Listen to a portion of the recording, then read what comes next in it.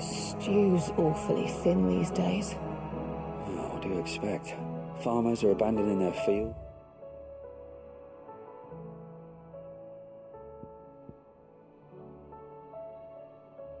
And traders their roots. Don't tell me Most we've of what we run have out of now.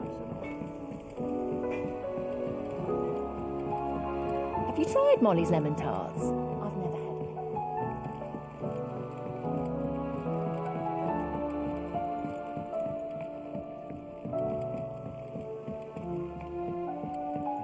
Canva lost? It can't be true. Miss, can we read Miss Editor's story for our lesson today?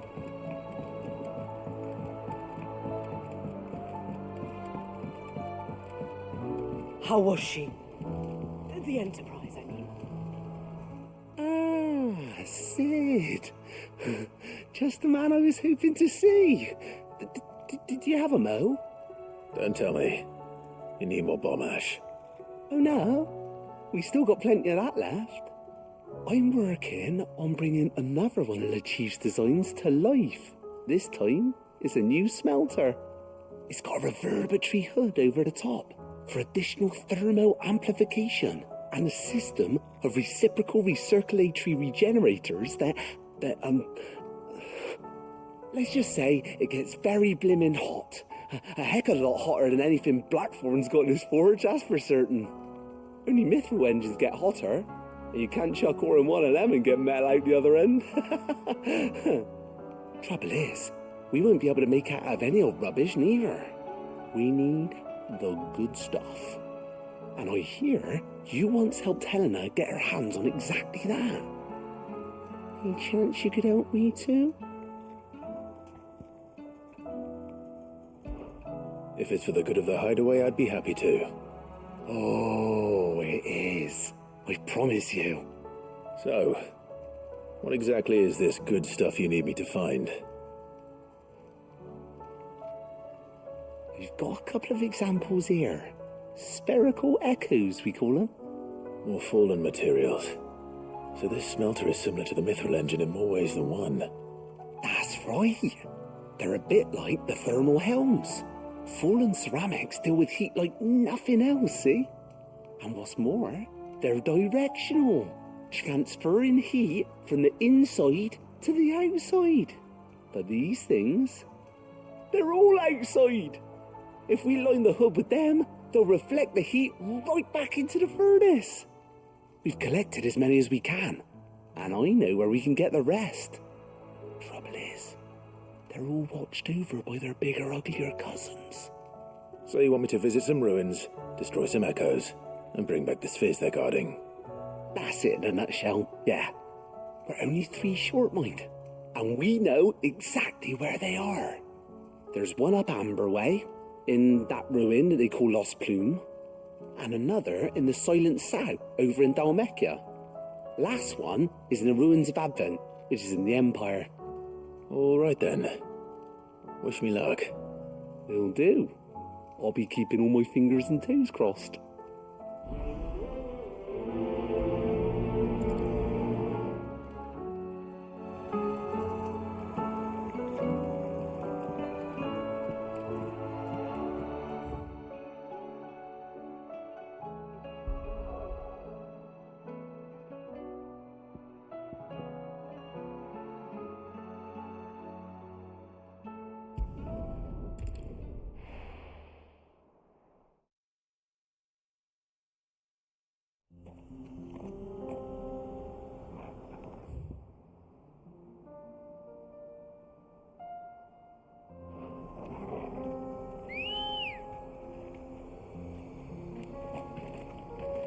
Let's go. Yeah!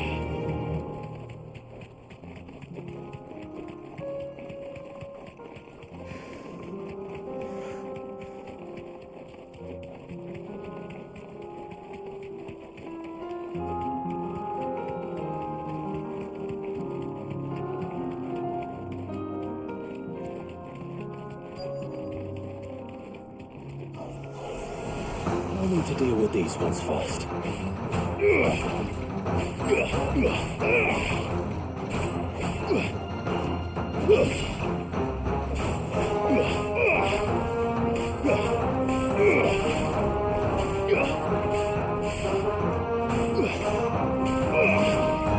Stay down!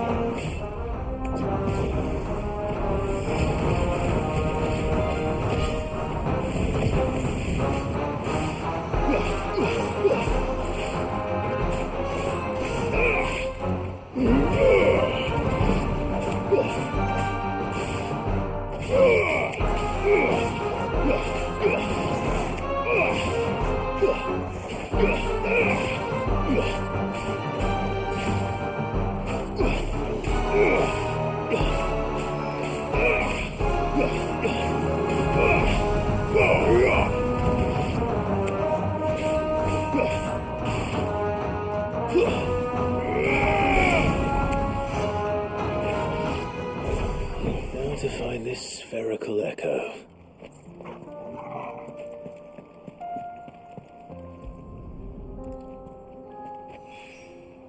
This is it. Right then. Just two more to find.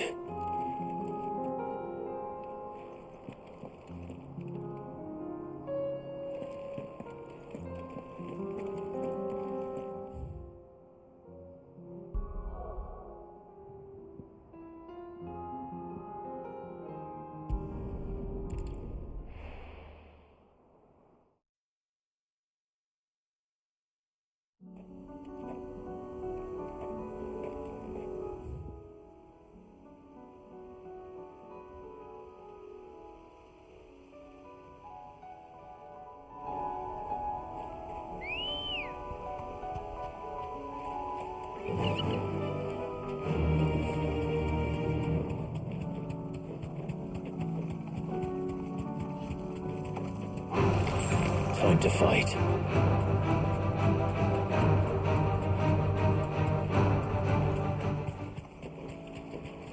Damn it. The whole village is turned. What'll do, girl?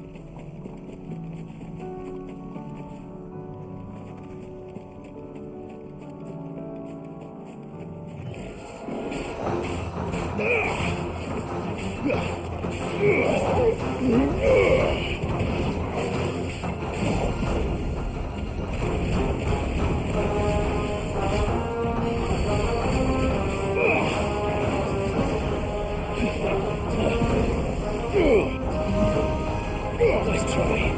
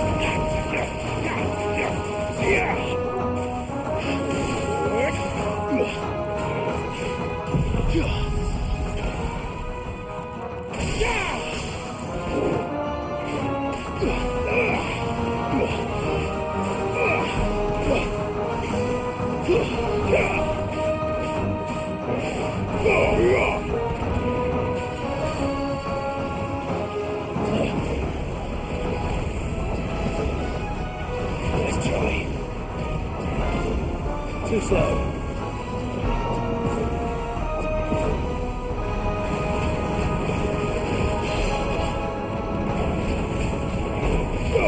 You're finished.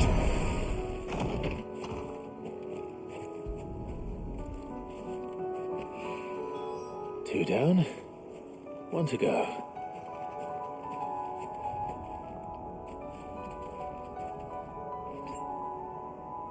That's better.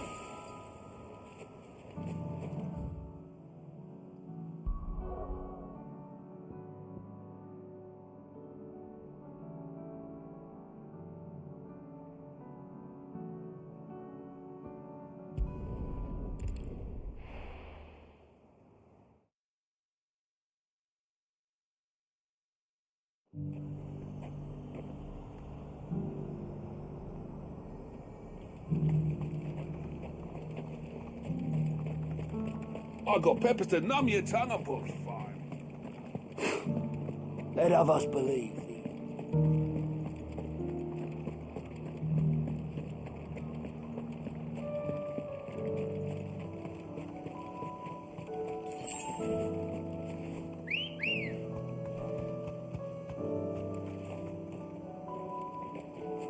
Come on. Fly, Ambrosia.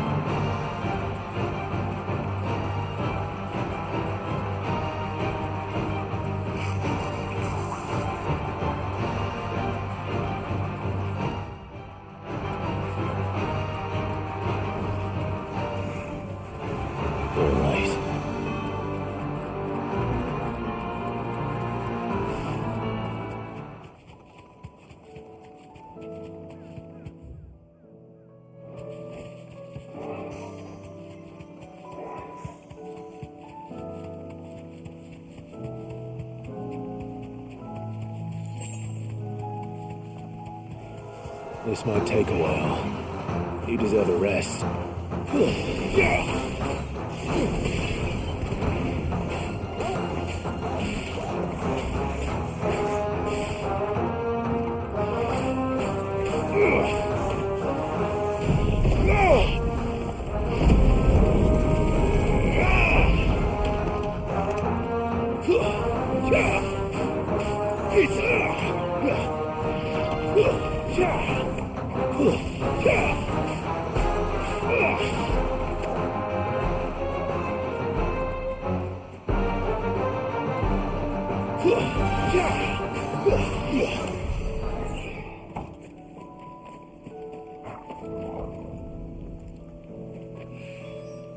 That's all of them. Owain can uncross his toes now.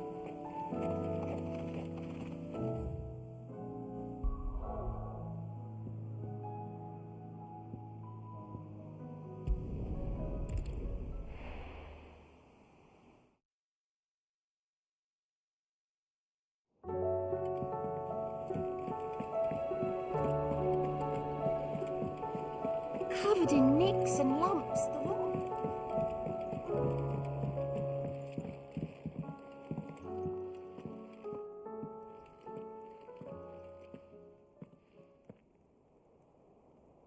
Where are you?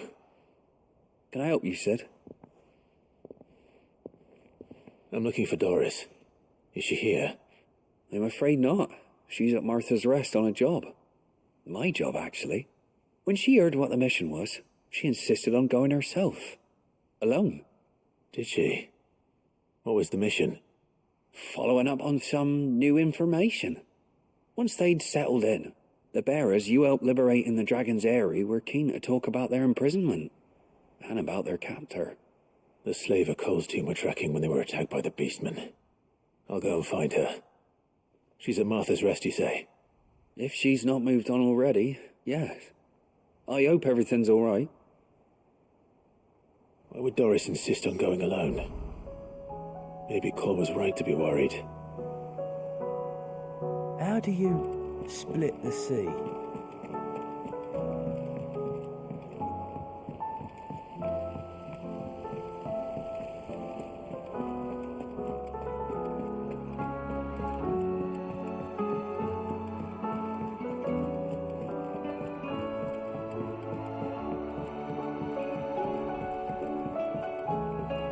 How was she?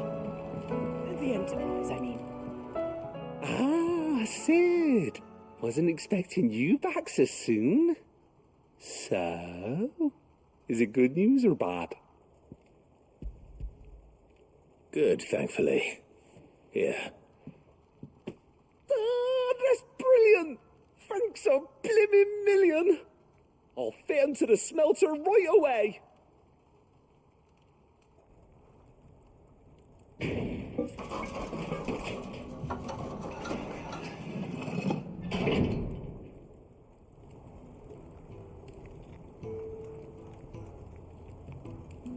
May I present to you the Telemon Furnace? Ain't bad, is she? She's a beauty. You saved my bacon again, Sid, and I ain't about to let your good deed go unrewarded. It's fine, really. My bag's flexible enough already. Oh, don't say that. I'm sure I can make a few improvements to it yet. You could just buy me a bigger... How about that clasp? Looks a bit stiff. Reckon you could loosen it up and make some more room? And I reckon I know how. With a new alloy we've been working on. The Telemon Furnace was just what we needed to perfect it. It's a metal, see? So it's lovely and strong, but it's also, well, stretchy, if you can believe it. Stretchy metal.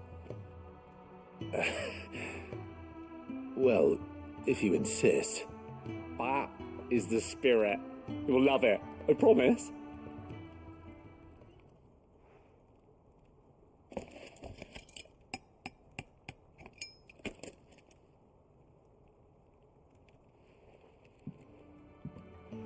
So, what do you reckon? It's actually quite ingenious. Thank you, Owain. Shh, don't mention it. You earned it. And I wanted to get some practice in using that metal anyway. Reckon we'll have all kinds of uses for it around the hideaway. Can't think of any right now, but that's our job, innit? Dreaming up new ways to make life easier around here. Maybe even out there, too. One day, the whole world's gonna know about the inventions you've helped us put together. That bag of yours will be the first of many. You mark my words. They'll hardly believe their eyes, I'm sure.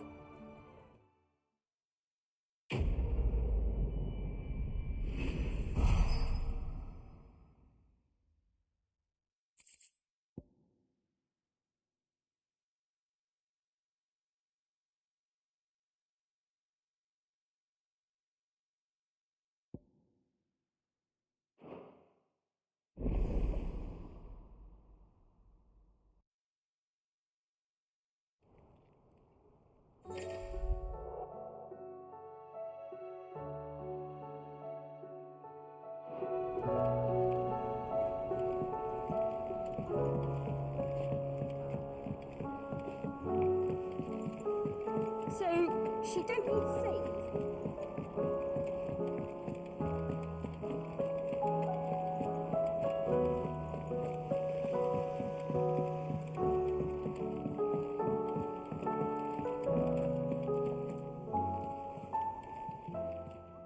Ah, I wasn't expecting you back so soon.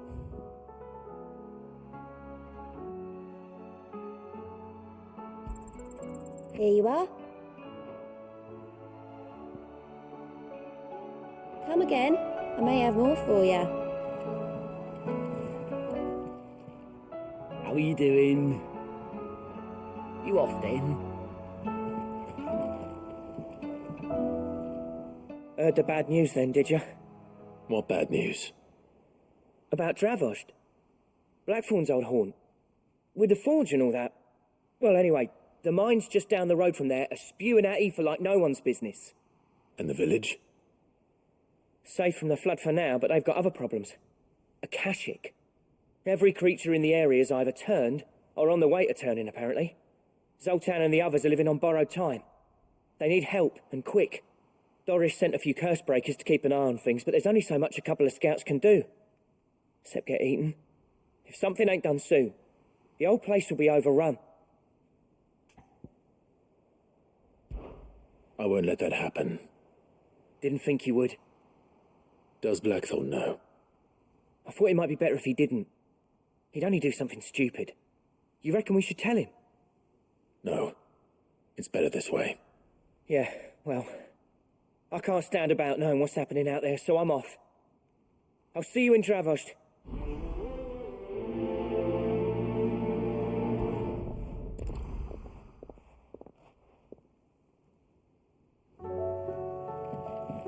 How do you split the sea?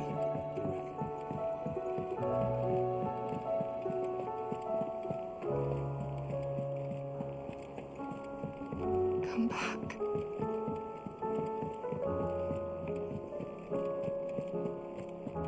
Oh, don't tell me we've run out of Pepio nuts and all. Let me tell you a story, Clive. All right. Them rumours wet legs were spreading. Might be they weren't just tales plucked out of thin air. You see, there were a time when I weren't too particular about who I sold steel to, so long as they paid me the right price. Some women lust after blood, others after flesh, but me, I were always one for gold. And to satisfy that lust, I sold to opposing armies, stabbed my every client in the back, made myself the most hated woman in the twins. But then one day I met a man who made me a different kind of offer. Said he'd give me access to a realm-wide community of like-minded individuals in constant need of steel and sundries. On the condition I sold to him and his alone. Was that the first time you met Sid? Aye. And I fell right into his damn trap. He was true to his word, so I ended up being true to mine. And I soon started making the best profits I've seen since taking up the trade. And all without aiding or abetting any outlaws. Except Sid himself, that is. Told me about his plan to topple the mother crystals, you know. Said that with them gone, the realm would want for all manner of things. An opportunity for the likes of me to mint gil. Why, I reckon an enterprising individual could find himself the richest gem in the twins. And that's when he had me. I emptied my stores that day and moved into the hideaway proper.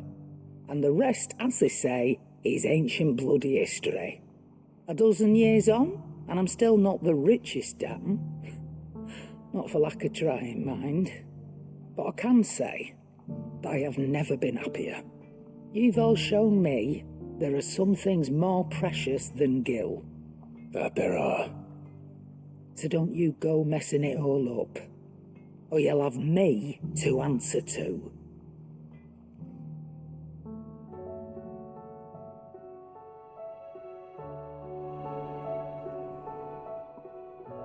Still alive, are you? Go on, then.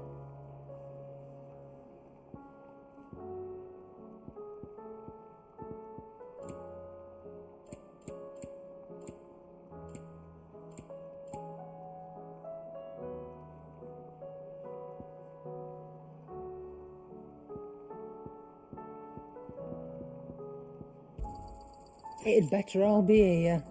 You'll not find a better price than that. Come again. Or don't. I'm not much bothered either way.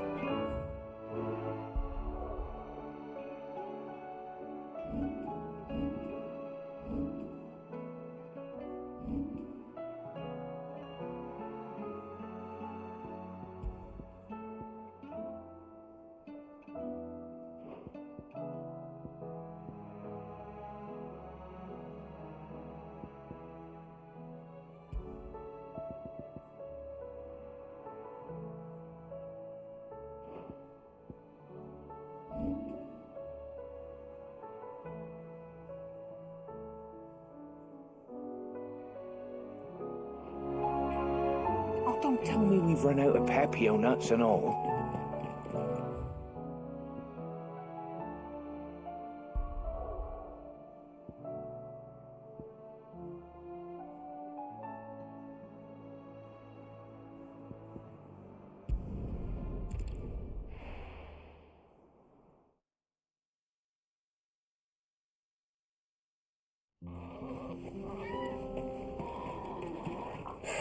So Dravost is still standing.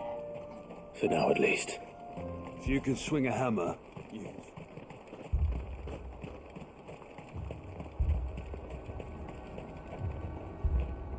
Clive! You're here! And the Akashic? Mostly off to the north still. But I spoke to Doris's scouts and it turns out things are worse than I thought. There's swarms of them out there. Told old Snotty to be ready to seal the north gate. That should buy us some time if we need it. Enough for the villagers to barricade themselves inside their homes at least. Well done. Welcome back, Sid. I'd never have guessed, you know. Not if August hadn't let slip. Who'd have thought that the savior of Dravost would turn out to be the realm's most infamous outlaw? Keen to help us out again? I am. Thought you could sneak off without me, did you? Blackthorn. Oh, what are you doing here? One of the scouts couldn't keep his voice down. Unlike my best mate who didn't think I deserved to know. So then, how long's it been? Long enough for us two to turn into a pair of old codgers, I see. That your idea of an apology? Prick. Don't listen to him. You only did what you thought was best. For the village and that. I did, yeah. But that ain't the whole of it. Vulcan, our master, didn't leave the chiefdom to the two of us. He left it to me, the best blacksmith in Dravost, barring himself, of course. Bloody stupid tradition, in my opinion. If someone's got talent, you should let them practice their craft, not ask them to settle petty feuds and barter for grain. Our master wasted half his life that way. I wasn't about to let that happen to me. So you wasted half of mine instead. You're what Dravost needed. Under me and my precious ideals, this place wouldn't have lasted a year. So I left to devote myself to the work and spare you lot the consequences. I may be a selfish prick, but I only did what I felt I had to. What you had to do was your duty! Even if it meant we all starved? Enough. This is no time for bickering. You can finish beating each other up once Dravost is safe. Fine. I've said my piece anyway. Yeah, so have I. Sorry, Clive. I shouldn't have stuck my nose in. We're short enough on time as it is. Still, give us a mo, would you? I need to get my head straight before any of them Akashic try to bite it off.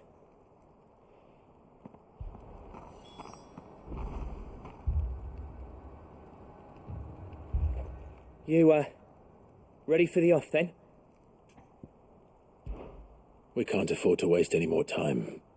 Right you are. Might be worth having one last word with the scouts, though. Don't want any nasty surprises, do we?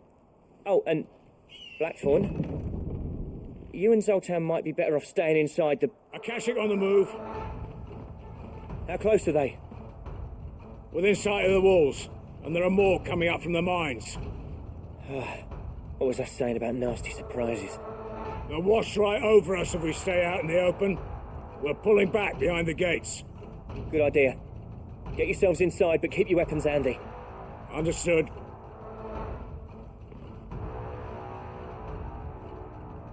I'm prepared to fight if I have to. Well, let's hope you don't. That's our job. Once the scouts are inside, order your men to barricade the gates. No heroic last stands, you hear me? No fighting at all if you can help it. August's right. I've seen what Akashic beasts can do to armor. The people here are tough and willing, but they ain't equipped to face what's coming. I'm going out there. Start work on the gates as soon as I've left. I'll give you as much time as I can. And if they kill you? You evacuate. But it won't come to that. I promise. You'd better be right. Take good care of Dravoj till I get back. Leave it to me. And give those things what for, yeah?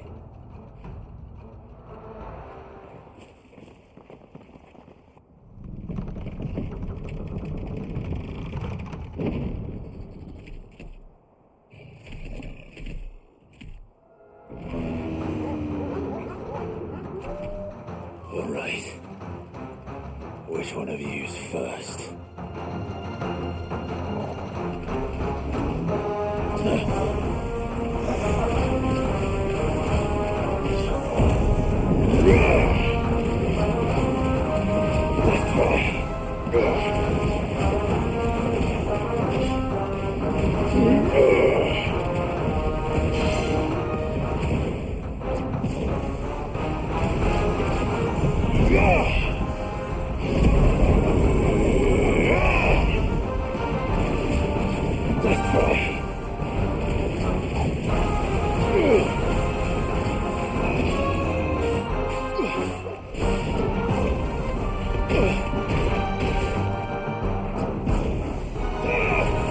Too slow.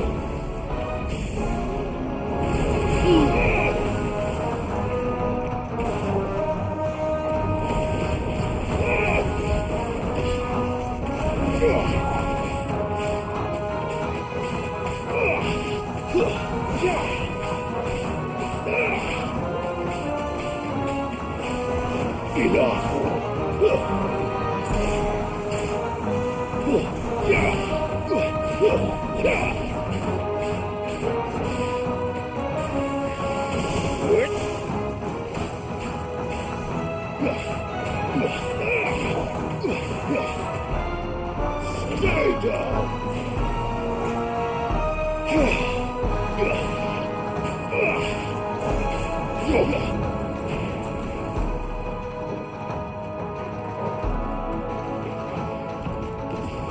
Nice try.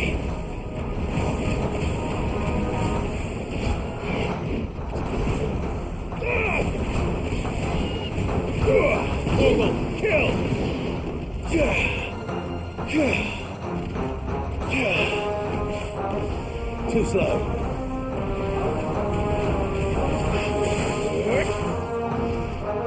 Nice try.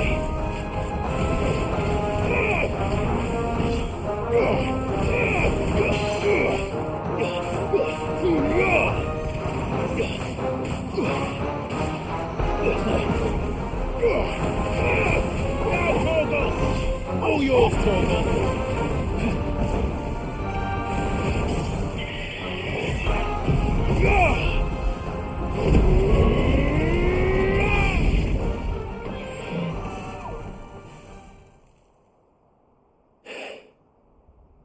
Is that it? Apparently not.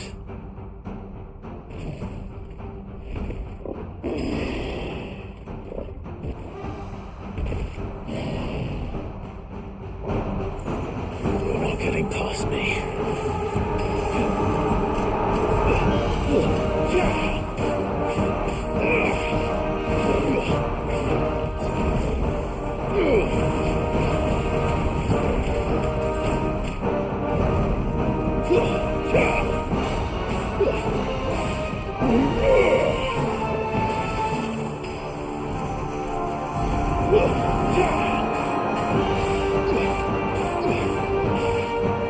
Nice try.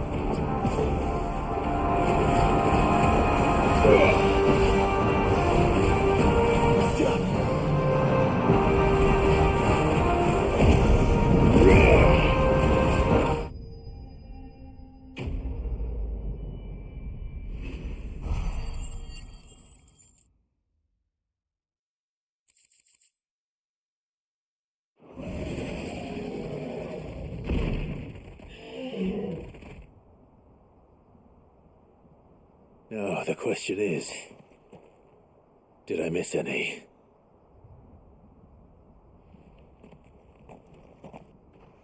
Man alive! You're still in one piece! I slew as many as I could. As many as I could, he says. The old bleeding lot, more like it. Well, almost. Only almost. Yeah, one or two did try to sneak over the wall, but we got the bastards, don't you worry. Good. Though you do know, more will come in time. In time, yeah. But we can think about them later. Let's get you back inside.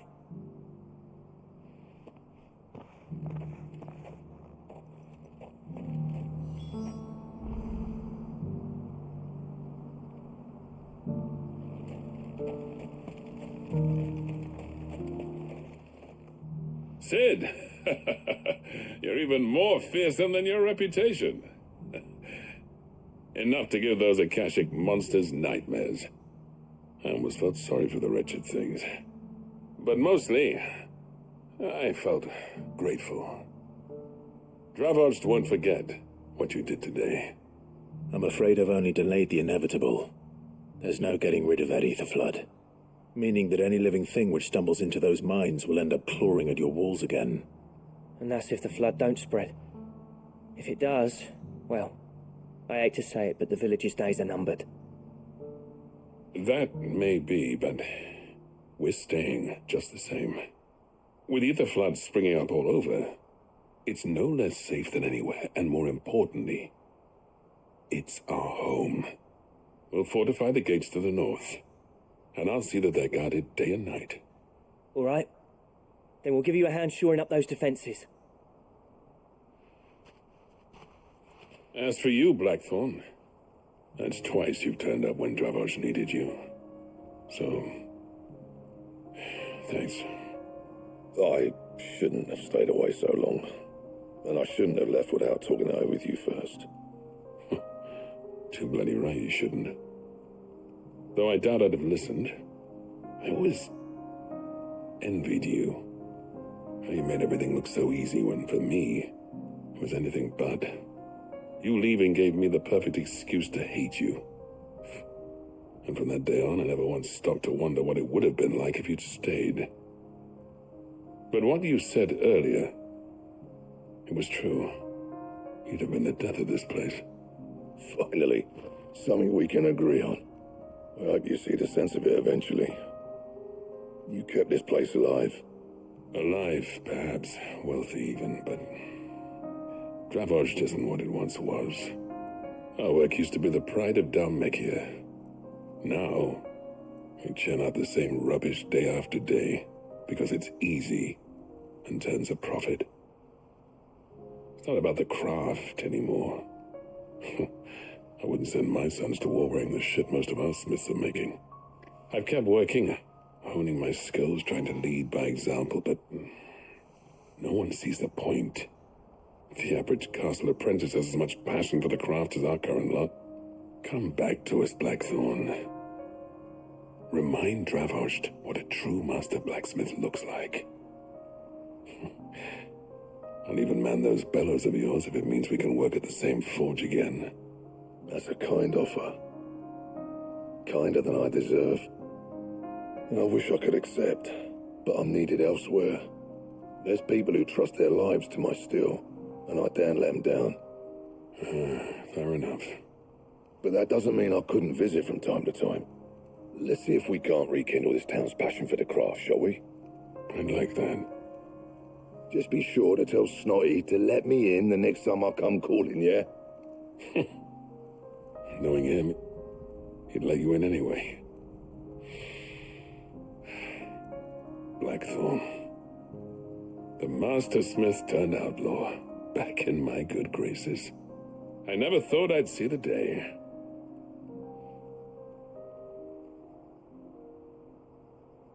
I'd say that went pretty well, wouldn't you? Even better than I'd hoped.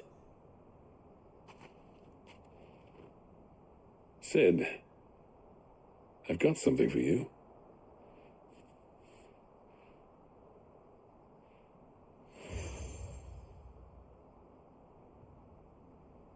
And this is? A token of our lasting gratitude. But I'm of a mind to make you a far grander gift. Designs for a certain sword have been passed down from chief to chief for generations. Now hold on, Zoltan.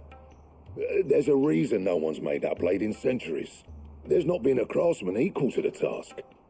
I'll admit your cinders make impressive steel, and I've learned to hone an edge Odin will be proud of. But the engravings on that thing are enough to make a jeweler cry. And they're not just for show, either. Have you forgotten what brought you back to Dravost in the first place? A certain ring? I knew I'd never surpass you with the hammer and tongs. So I turned my hand to a different kind of metalwork. Between the two of us, I'd say we're the equal of any master craftsman ever to have graced a forge.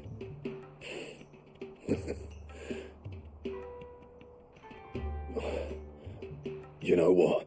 I think you might be right. Clive, you wouldn't mind if Zoltan came back to the hideaway, would you? He's more than welcome, as long as he can keep our secret. Right. Zoltan, get your tools. We've got a legend to forge.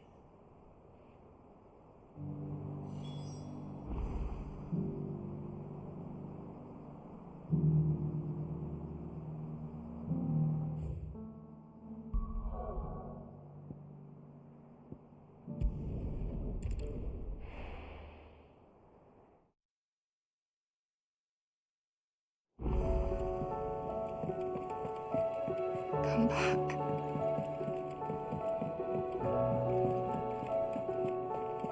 Oh, don't tell me we've run out of Papio nuts and all.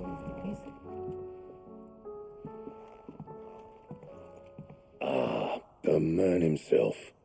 We were just about to make a start on that sword I promised you. It's funny, but none of this would have been possible without your help. You remember Camille? We'll be using his leather work for the grip. The steel, meanwhile, will be tempered in a fire, burning the cinders you charmed out of old Zoltan here. And that whetstone from the Outer Isles, that'll be what gives the blade its edge. And the final flourish will be my talented colleagues' engraving. A team effort led by the greatest blacksmith alive. Now, save that talk till the thing's finished, yeah? Right. I'm ready if you are. To the bellows it is, then.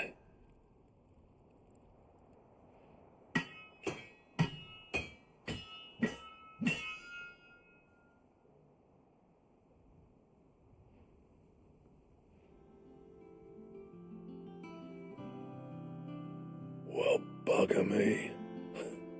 We actually did it.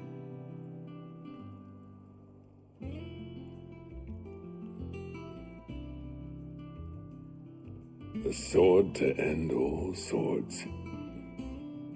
Ragnarok. It's quite something. I trust you'll take good care of it. Thank you. Both of you. So, does this make you pair the greatest craftsmen alive, then? This? Nah. This was just following the footsteps of the greats of old. It'll take more than that to earn us our place in history. But we're up for the challenge. Here. A list of materials. Zoltan and I got talking on the long road back from Dravost.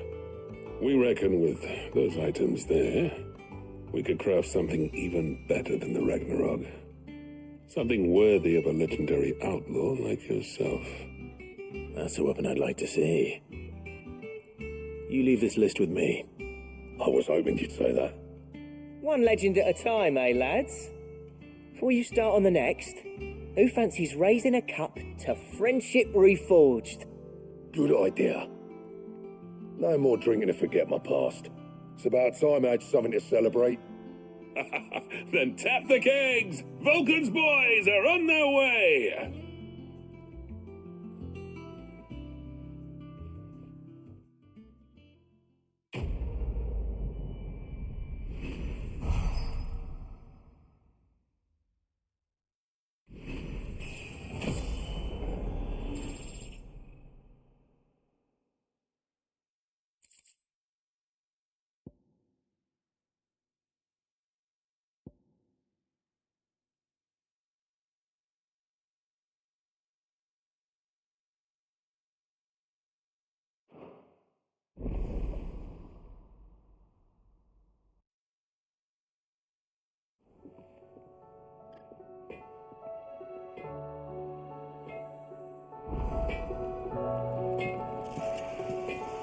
What do I owe the honour?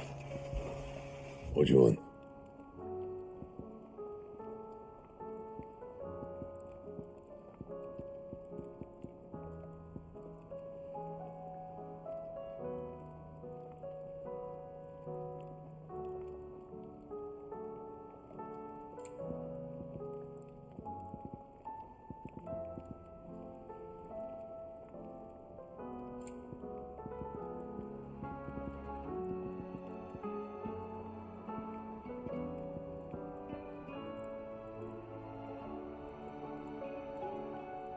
That it? Fine. Yep. I never thought me and Zoltan would ever speak again, let alone work together. And if it hadn't been for you, we wouldn't. You've been a good friend of me, Clive. The best.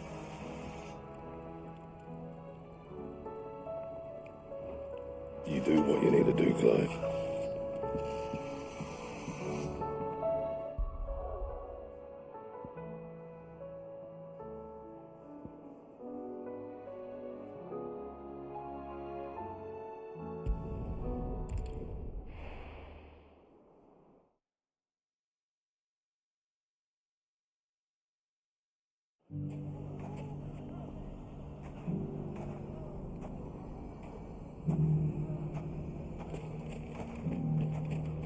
Take that, you naughty thief!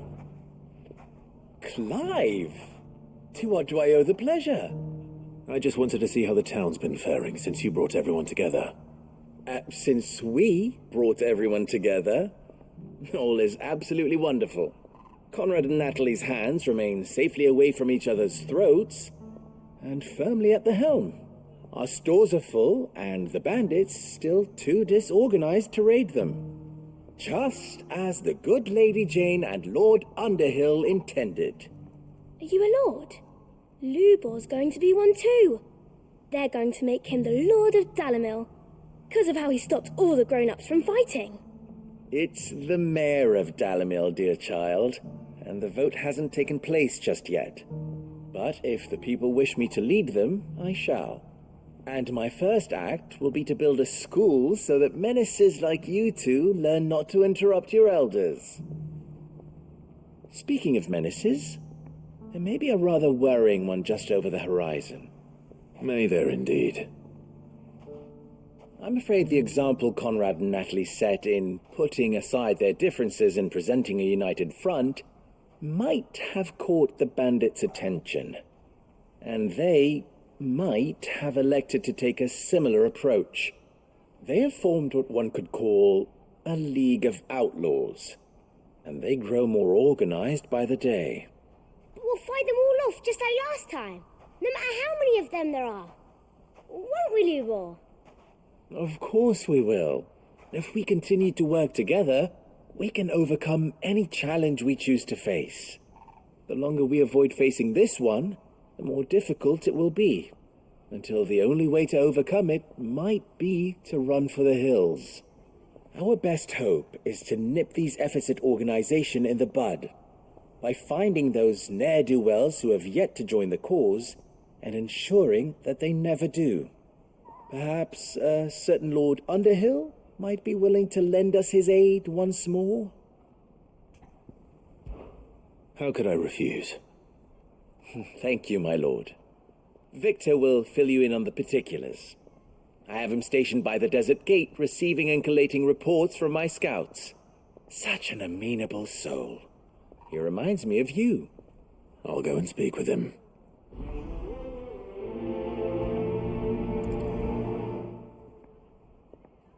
What's the difference between a lord and a mayor? That's easy. A League of Outlaws. Sounds like we have some competition.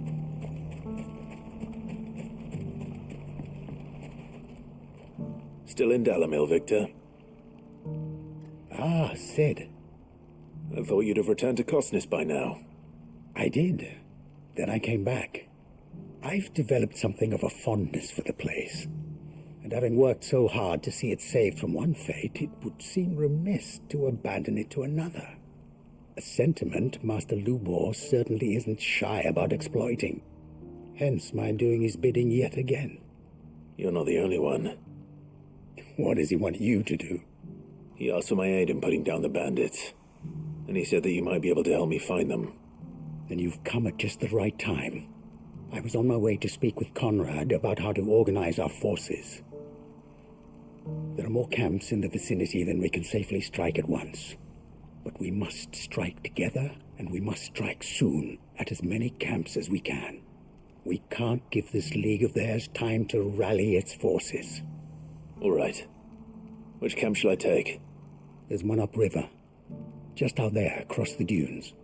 Leave it with me.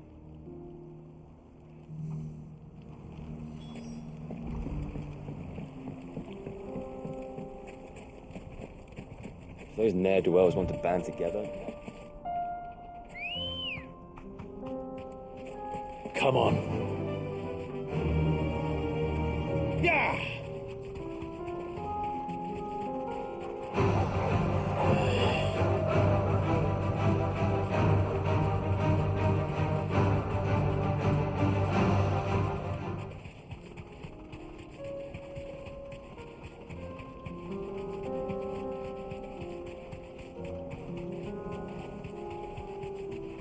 That must be the camp Victor mentioned. Come on then, Toggle. You deserve a rest. That's him! The one who killed Locke and Fingers! Take his head off!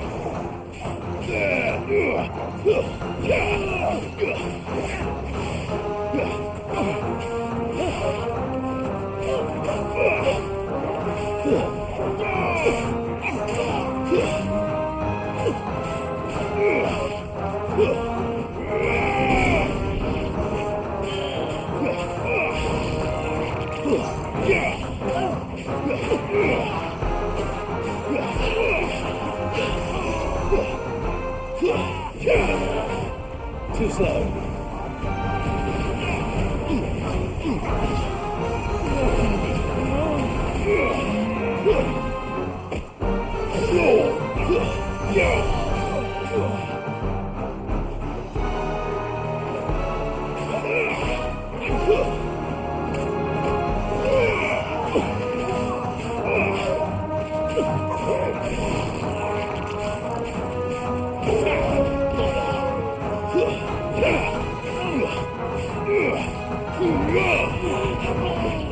Nice try.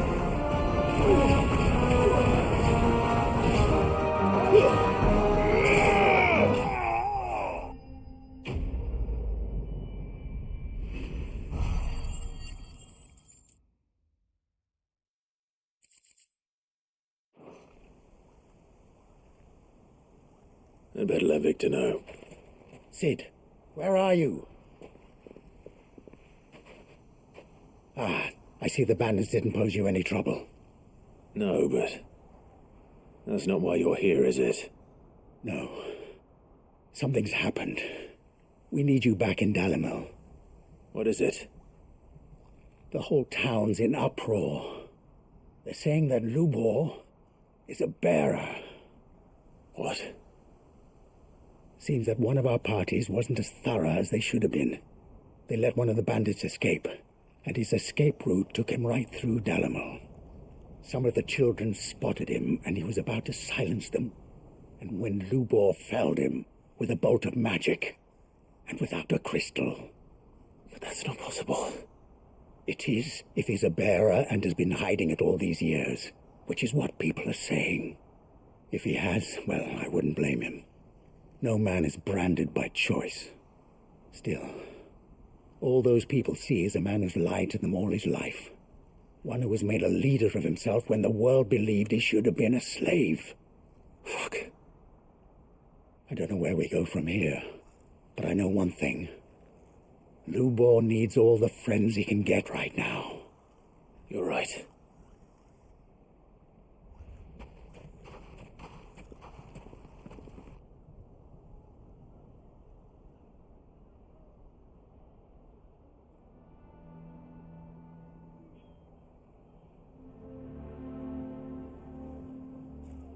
And now everyone knows. I made it a habit to keep a crystal close at hand for just such an occasion. And when that occasion arose, I forgot to reach for it. Well, it was bound to come out sooner or later. We're sorry, Lubor. We tried to keep running, but we just couldn't anymore. There's nothing to be sorry for. I rather enjoyed playing the hero for once. All that matters to me is that you two are safe. Look at him talking to his betters like it's nothing. All lies, I'll wager. Just like the ones he fed us all these years. Once people make up their minds, it's hard to change them. We need to do something, and quickly. Convince the people not to let their prejudices blind them. Convince them that nothing has changed. That their enemy lies outside these walls, not within them. You're right. We should speak to everyone. I'm glad you agree. I'll handle the townsfolk. I'm a Dalmec born and bred. They'll listen to me. You head to the tavern. Make Conrad and Natalie remember who Lubor really is. They know that Lubor and I are friends. I might not make for the most impartial of interlocutors. Lord Underhill of Randalar's League of Merchants, however, is a trusted and impartial mediator of note. I'll do what I can. Lubor, stay here with the children. I can't promise anything, but we'll try. And that is all I can ask of you.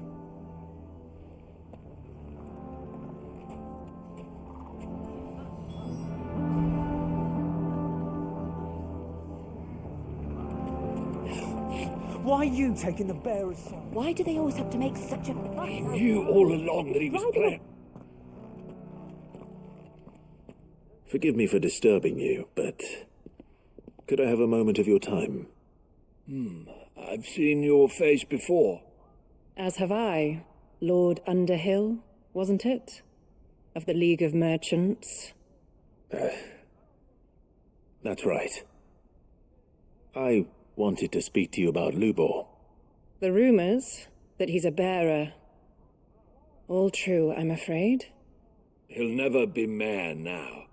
Not if I have anything to do with it. But what of his wares? Bearer or no, his steel is highly valued throughout the Republic. In this at least he's done the town a service. Might that not earn him a little leniency? Leniency? He pretended to be one of us when he was laughing behind our backs all the while. I'm sorry, my lord, but he lied to us. He lied to you. He cannot be trusted. So what do you propose? Will you drive him from his home? Close his forge? Perhaps. That is a question for the people of Dalimil. And they will thank you not to get involved.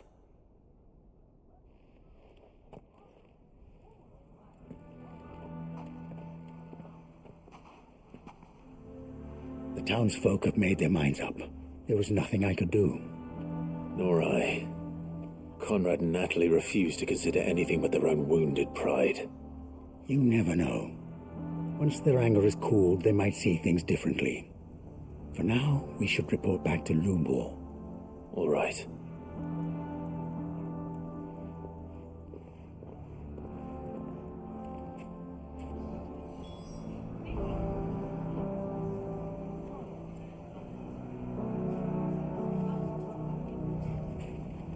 Why the hell would Victor take the bearer's side? For a share in loot. I assume the situation is hopeless? There's still hope. But...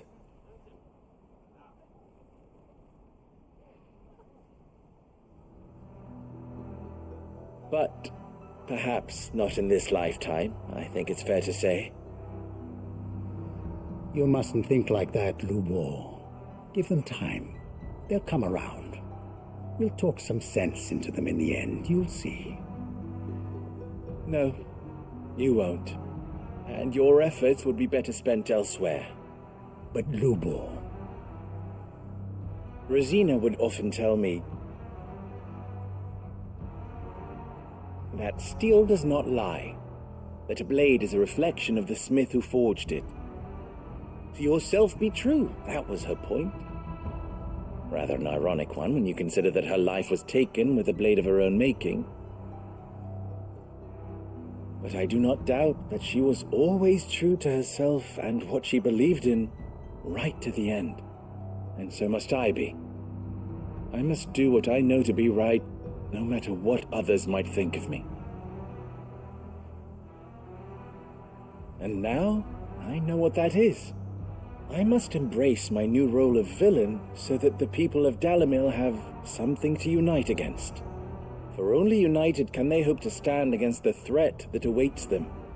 I'll need to make a suitably dramatic exit, of course. Don't go, Lubor. You're the only one who was ever kind to us. We'll be all alone. Again. Trust me, little ones. It is for the best that I go. Not only for the town, but for you, too. How could it possibly be for the best? These children need you. The least you can do is give the townspeople a chance to change their minds. They would not take it, Victor. It's over. Over, you say? And so just like that, you're going to throw this town and these children to the wolves? I thought you were better than this. But it seems you had me fooled as well. Victor. Forget it. Do what you will. Are you sure you're making the right choice, Lubor? Of those available to me, I believe it's the best one. Yes. But where are my manners? Here, your reward for clearing out that bandit camp. Right then, I have packing to do. If there's anything I can do. Anything. I'll bear it in mind. Thank you.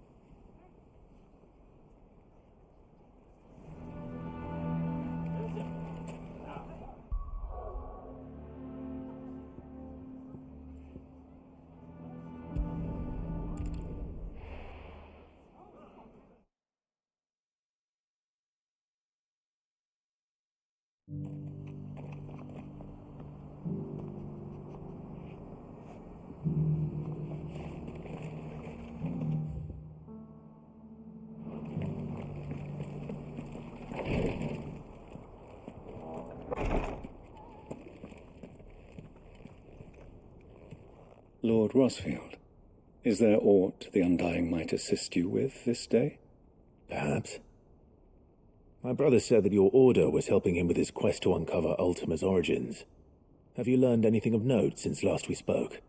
Little and less, I regret to report. I see. Be assured, however, that we will not rest until the truth is known. Even now, our archaeologians scour ruins in every corner of the realm for traces of Ultima's touch. Fallen ruins, I take it. Dating back as far as Phoenix Gate. Indeed. Ultima's thralls are oft sighted among the remnants of the fallen civilization, as if protecting the secrets concealed within. Secrets we'd see unearthed. Should our methods be of interest, my lord, mayhap it would please you to observe some of our number at work. Would that be possible? Of course. A survey is being conducted not far from here. Perchance you are familiar with Kretov, a small hamlet built around a fallen airship. I was due to visit my colleagues there to collect their preliminary findings, but if you would consent to do so in my stead, I'm sure that they would be honored to relate any discoveries they have made to you directly. All right. I'll go and meet with them. They will be most gratified, I am sure. Might I suggest you take the road through Titan's Wake? It will lead you straight to the village after but a short walk. Thank you. I will. I wish you a safe journey, my lord. May the Firebird's flames burn ever in your heart.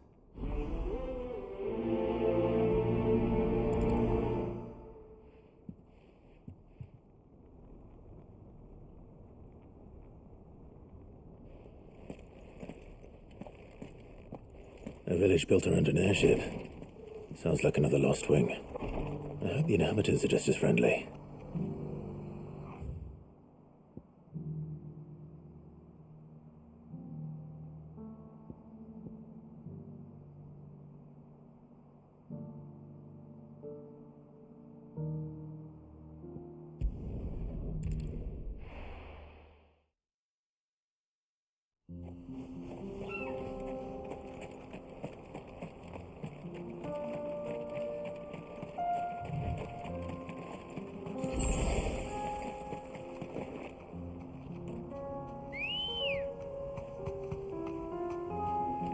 Come on. Fly, Ambrosia.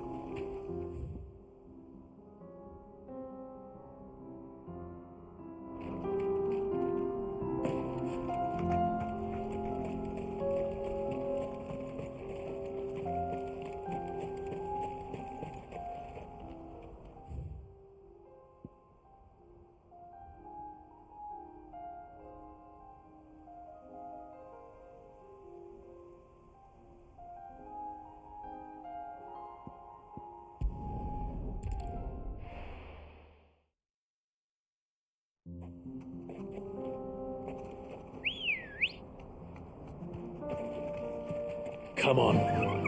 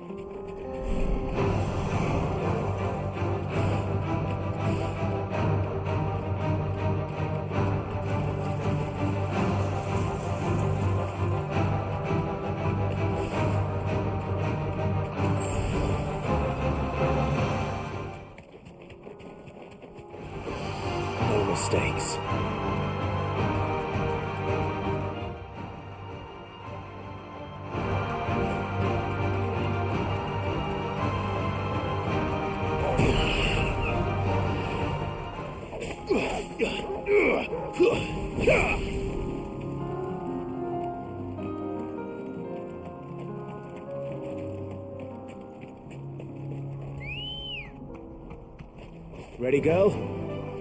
Run like the wind.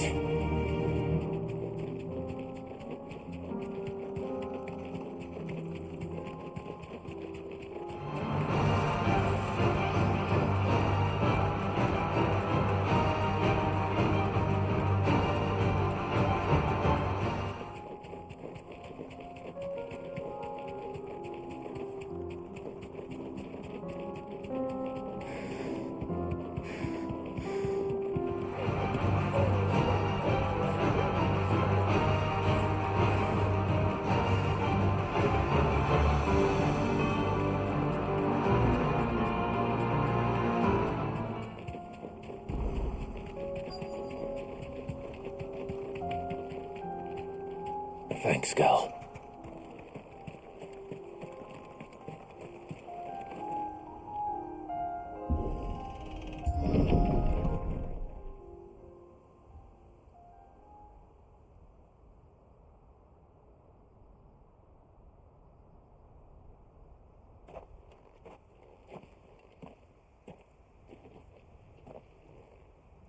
Oh no.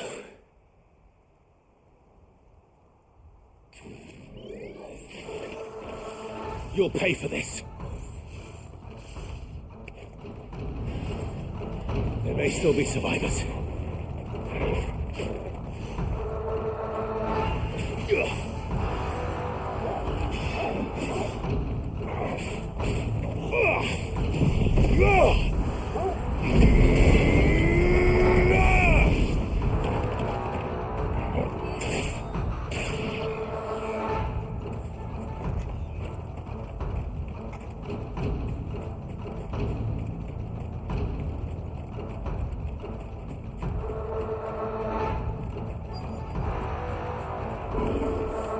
Whatever that thing is, I'd say it's their leader.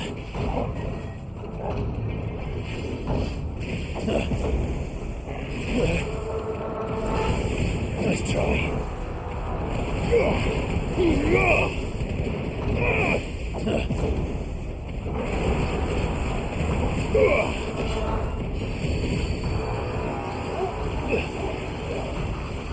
Nice try. Nice try.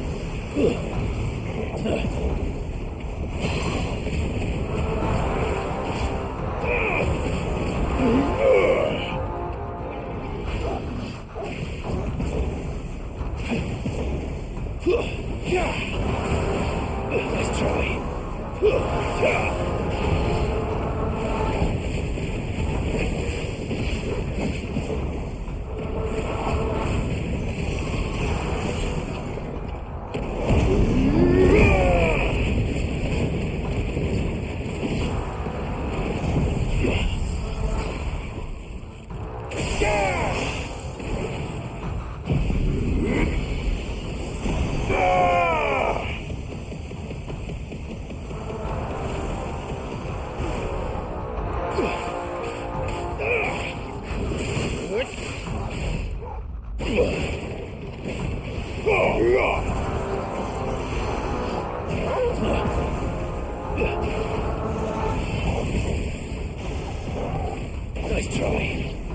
Enough.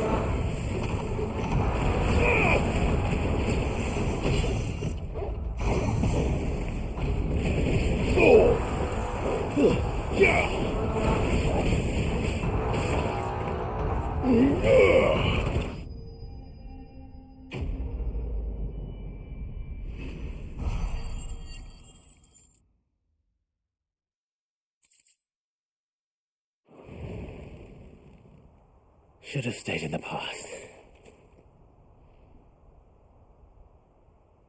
These must be Cyril's colleagues. You have our thanks, stranger. Who are you?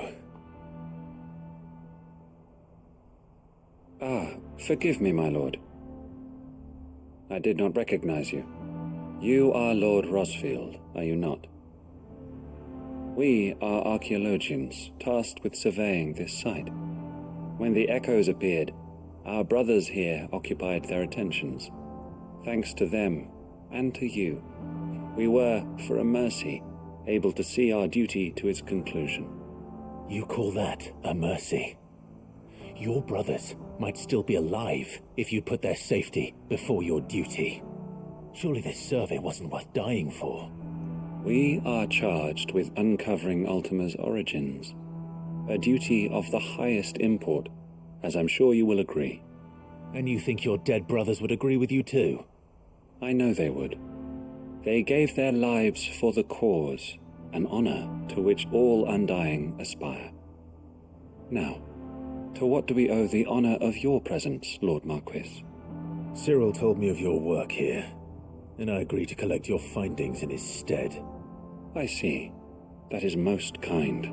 Pray, take them then, with our humble thanks. May the Firebird's flame burn ever in your heart, as it does in ours.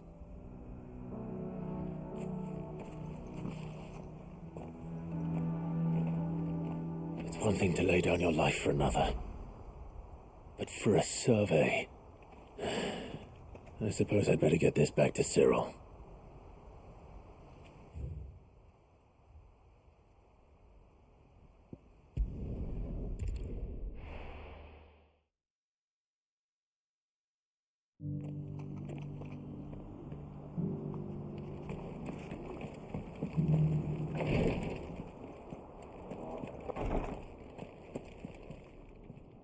Ah, you are returned, my lord. I collected your colleagues' preliminary findings. Here, take them.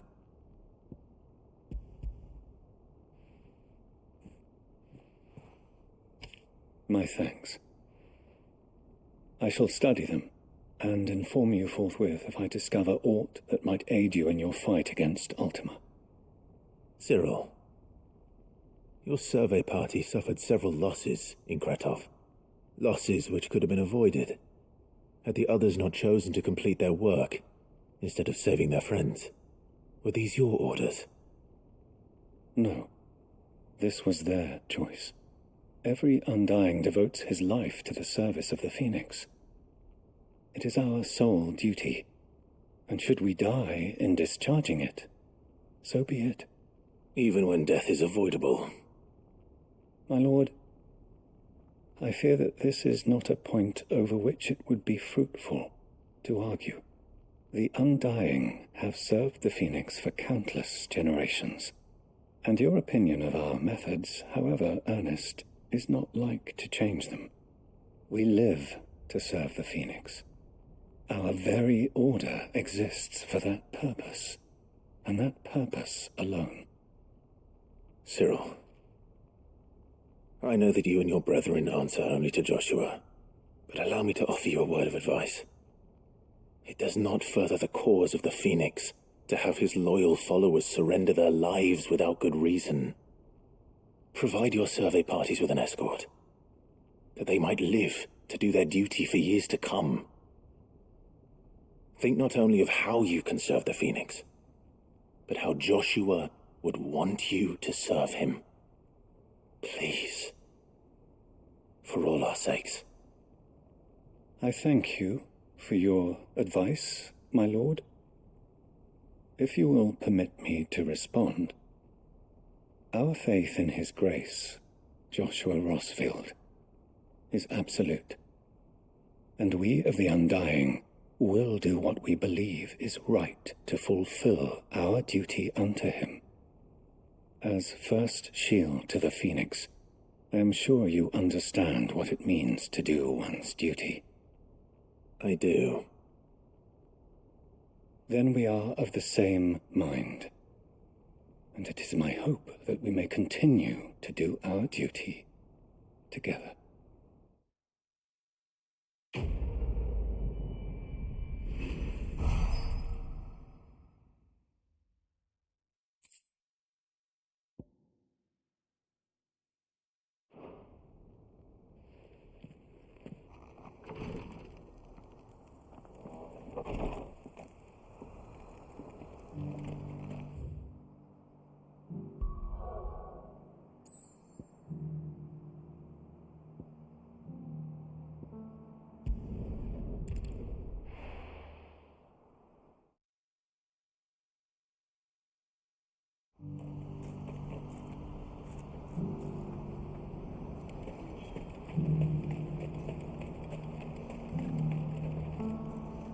Clive, you'll be pleased to know that the negotiations are progressing well.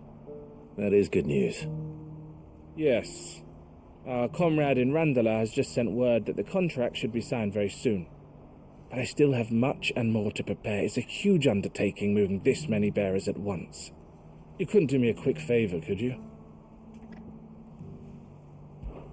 What is it this time? More wild beasts? Nothing like that. I just need you to go over to the caravans and ask El how long we have until the bearers arrive. Find out exactly how much faster I need to get all these supplies moved. All right. I'll go and ask. Thanks, Clive. I owe you one.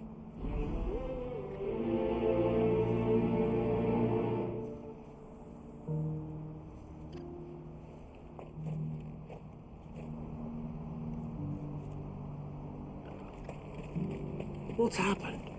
The cards of the king.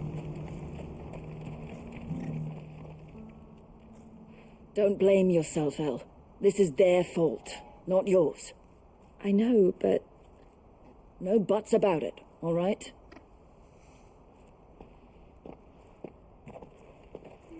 Is something wrong? Vonnie came to give me a message from our intermediary. The talks with the Republican army have fallen through. They've reached an agreement with the Silver Peak Consortium instead. Though prices have fallen of late, we deliberately offered above the going rate to try and deter other bidders. But the Consortium offered double what we did, and the army jumped at the chance. And you had no opportunity to make a counteroffer? None at all. And we were so close. El? What's happened? I saw Vonnie leaving. She didn't look happy. And with good reason.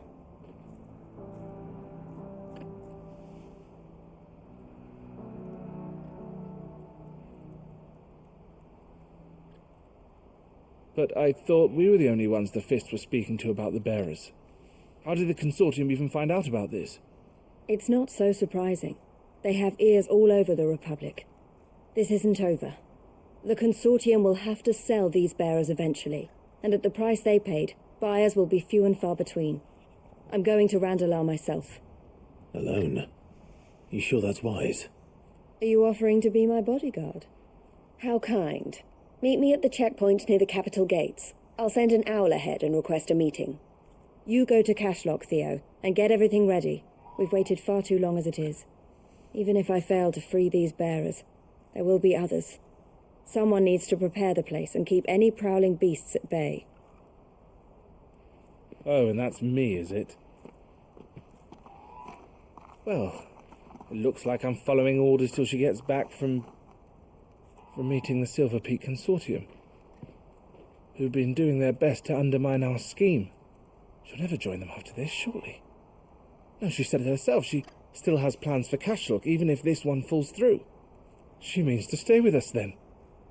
I can't say I'm not happy to hear it, but... is this what she really wants? You have to trust her. You're right. It's what she wants now. And if El's off fighting for the cause, I should do my part too. So I bid you farewell and safe travels, my friend. I'll gather my men and leave for Cashlock. We'll make sure the place is well stocked and defended. You go to Randalar and see if you can stop my sister biting the Consortium's heads off. If she won't consider her prospects, someone has to. I'll do my best.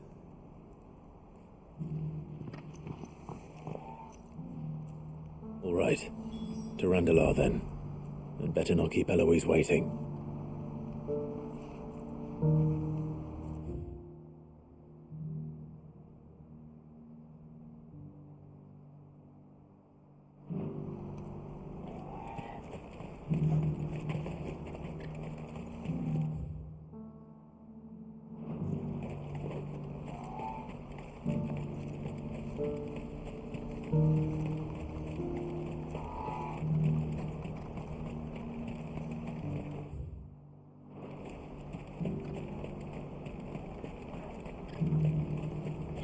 What I wouldn't give for a hot meal.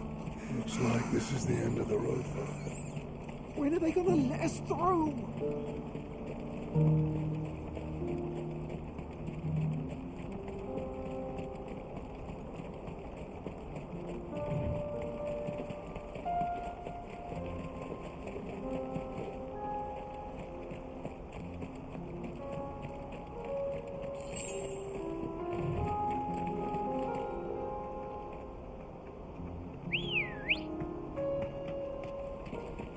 Good girl. Fly, Ambrosia.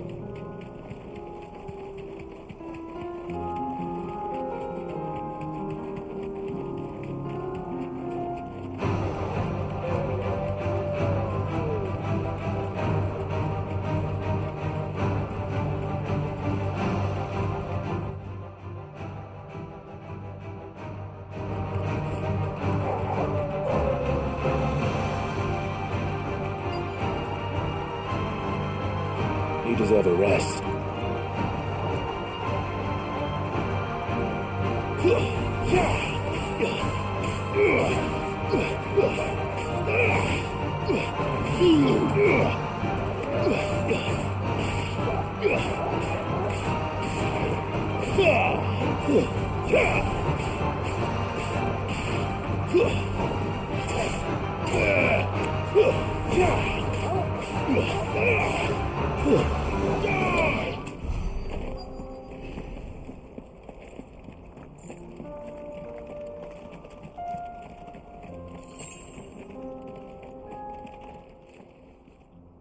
I hope I didn't keep you waiting. Did you arrange to speak with the consortium? Here they are now.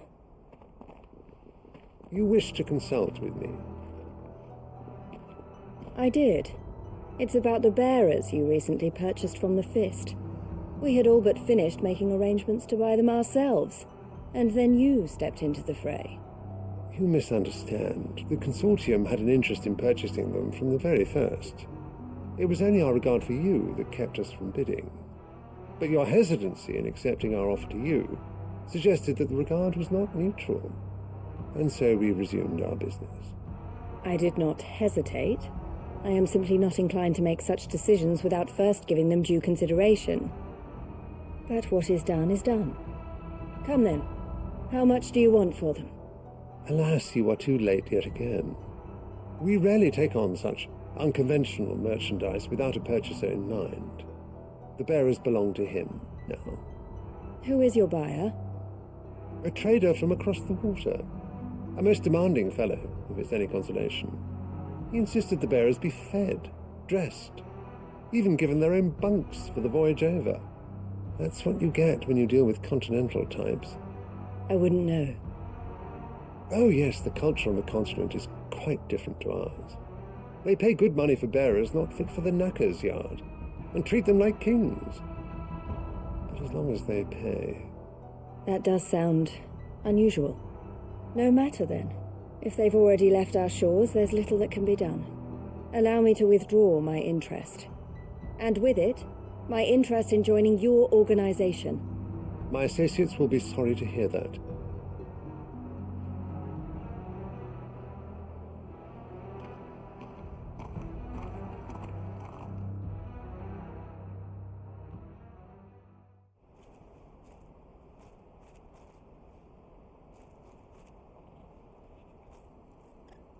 I'm sorry you weren't able to save them. As am I. But I only have myself to blame. He was right, you see. The Silver Peak Consortium did intend to buy those bearers before I did.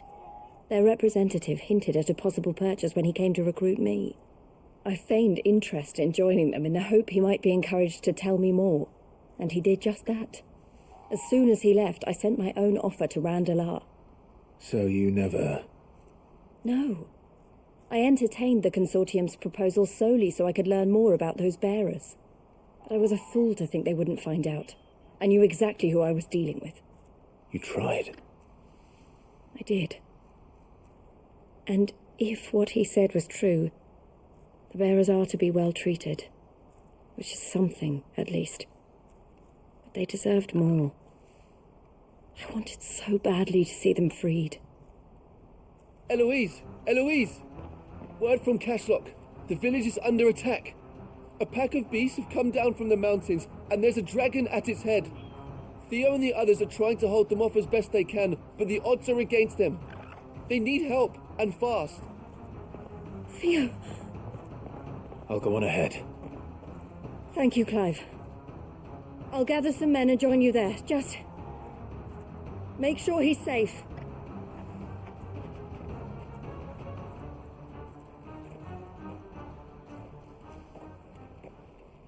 Hold on, Theo. I'm coming.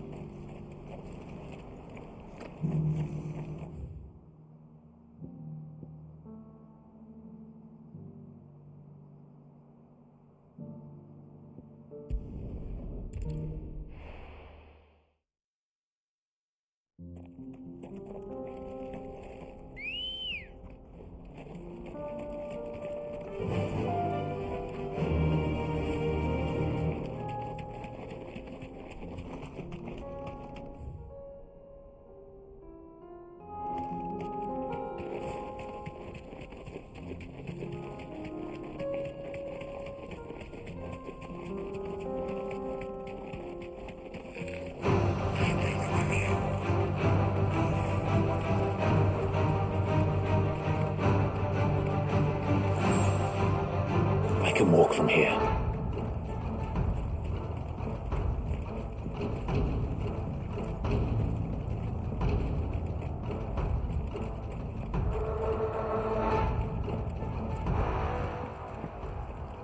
Where's Theodore? Upriver! He led the dragon that way to keep it from the village, but the whole area's flooded with ether. You just have to pray he makes it out in one piece. I can do better than that. Torgal, with me.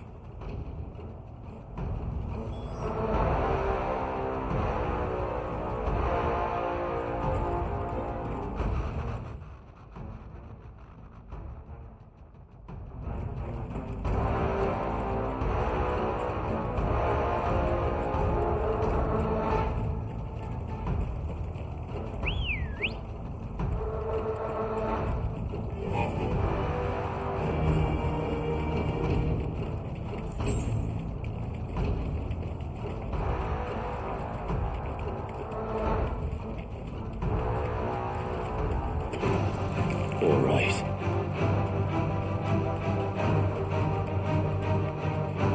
Where are you, Theo?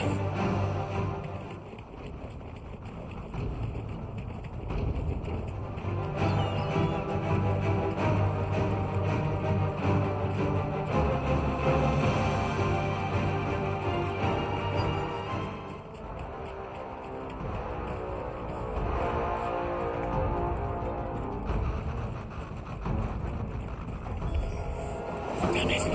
The ether's too thick. These creatures have already turned.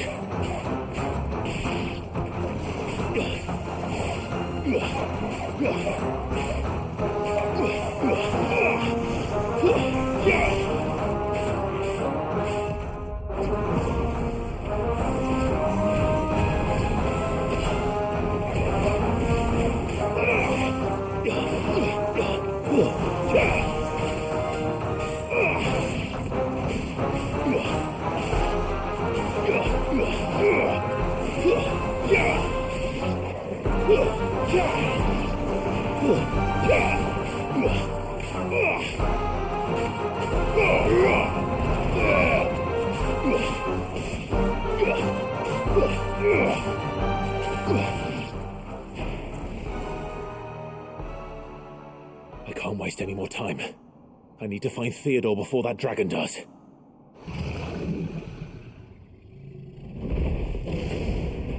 Looks like it's found me. This thing's turned as well. This isn't going to be easy.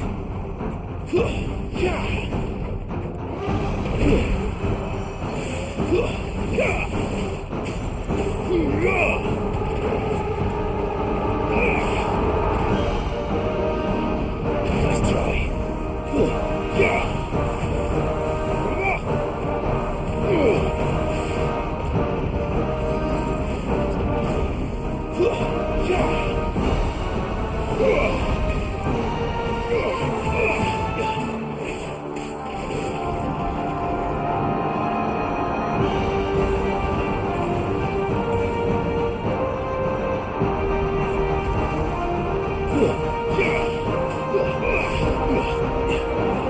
Nice try.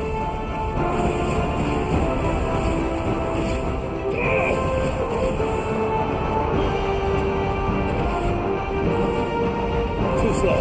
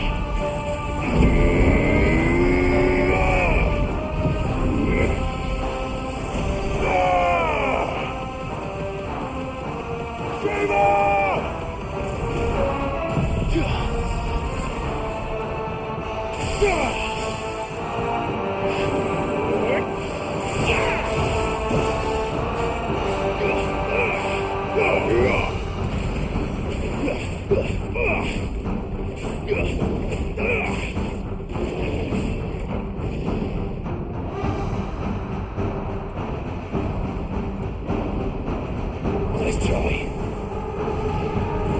Too slow.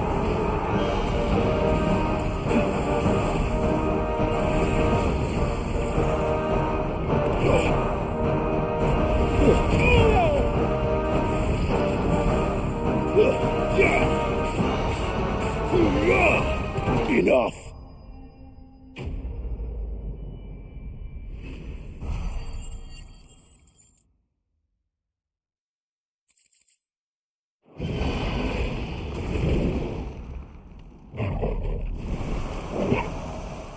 Clive? Theodore, you had me worried for...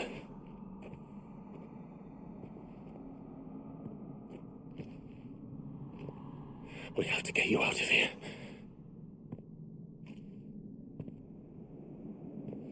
I think it might be a little too late for that. Bearer or no, there's only so much ether a man can take, and that Drake just wouldn't let me leave. You have my thanks, Sid, for finishing what I could not. For keeping Elle's dream. Theodore!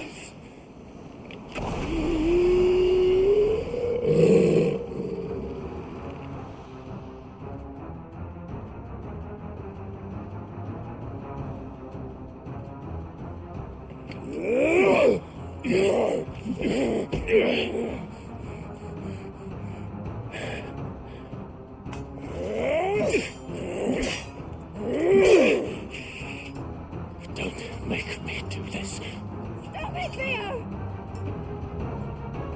Stop! Stay back, Eloise! He's turned. And so will you!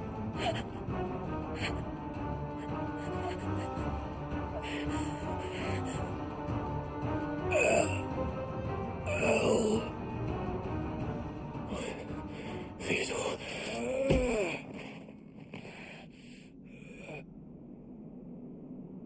Take care of my sister. Theodore, wait. Goodbye, Elle.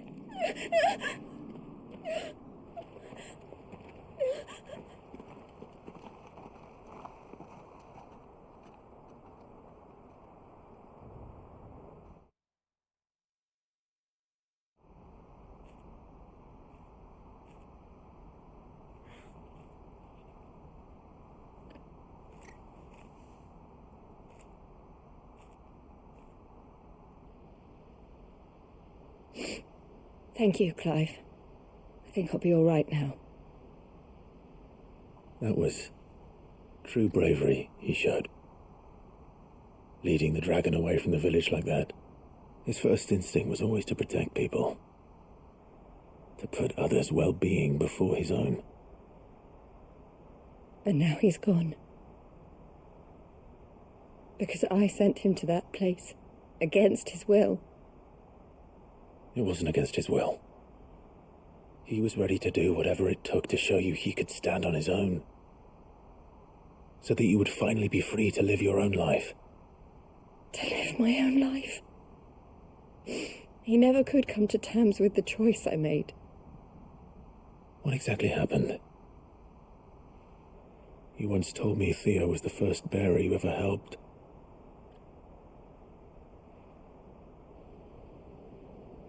We grew up in Canva. We were born to one of the great trading houses, and I was chosen to inherit the family business. I had my father's head for figures, you see. Theo did not. While I studied the art of commerce, he played at soldiers instead. A late bloomer, in more ways than one. For unlike most bearers, it wasn't until his 15th summer that his powers awakened. My parents tried to drive him out of the house and into the care of the constables. But before they could, I took him into mine. Theo told me something else. He clearly admired your devotion to the cause of freeing others like him from slavery. But he said you deserved a better life than this. He wanted to free you from what he called your bonds, just as you freed him from his. I would be lying if I said I had not wondered from time to time how much easier my life might have been if I had allowed Theo to be taken and devoted myself to the family business instead.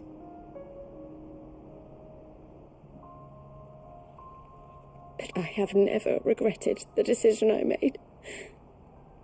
Being with my brother meant more to me than tradition or reputation.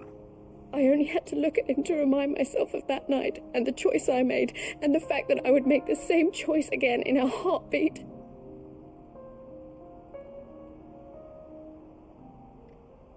He was never a burden. How could he even think that? If anything, I was the one who weighed him down. You weren't, Eloise. He said it himself, that he had always been grateful to you for saving him, and that he wanted to repay you by letting you live the life you were denied. Neither you nor Theo weighed each other down. You loved one another. You did whatever was necessary to continue living your lives together, and you always would have.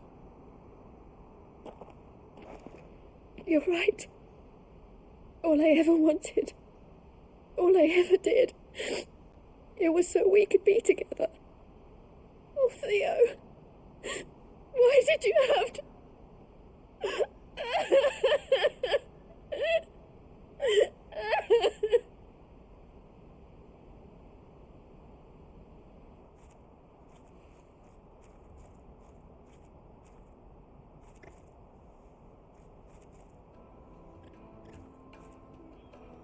I know Theo wanted me to move on, but I'm staying here at the Crimson Caravans to continue our work. We can make a difference here.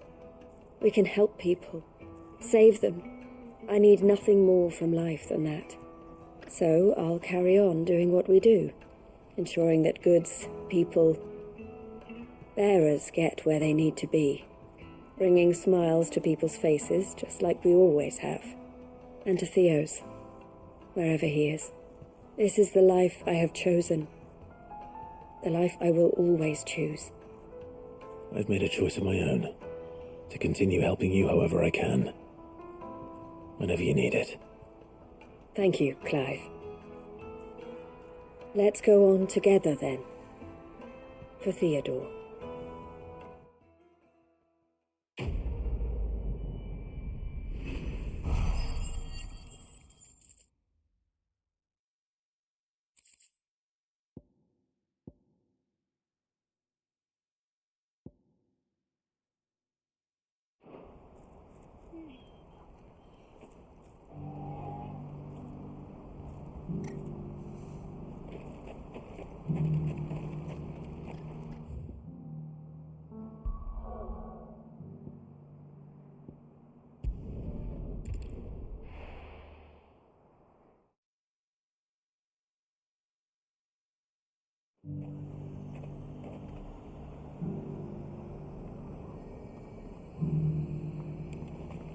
Nothing like a little unrest, Fielder. But there were ghosts at the gates not days ago.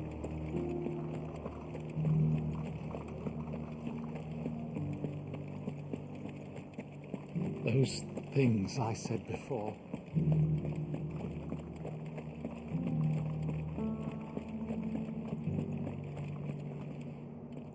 Oh, Clive. What am I to do? My wards and I may soon be without a home. What's happened? The High Cardinal has descended from his lofty throne and taken up residence here in Northreach. The High Cardinal? Leader of the Council of Elders, second only to his Radiance at the head of the Imperial government. Not that any of those things still exist.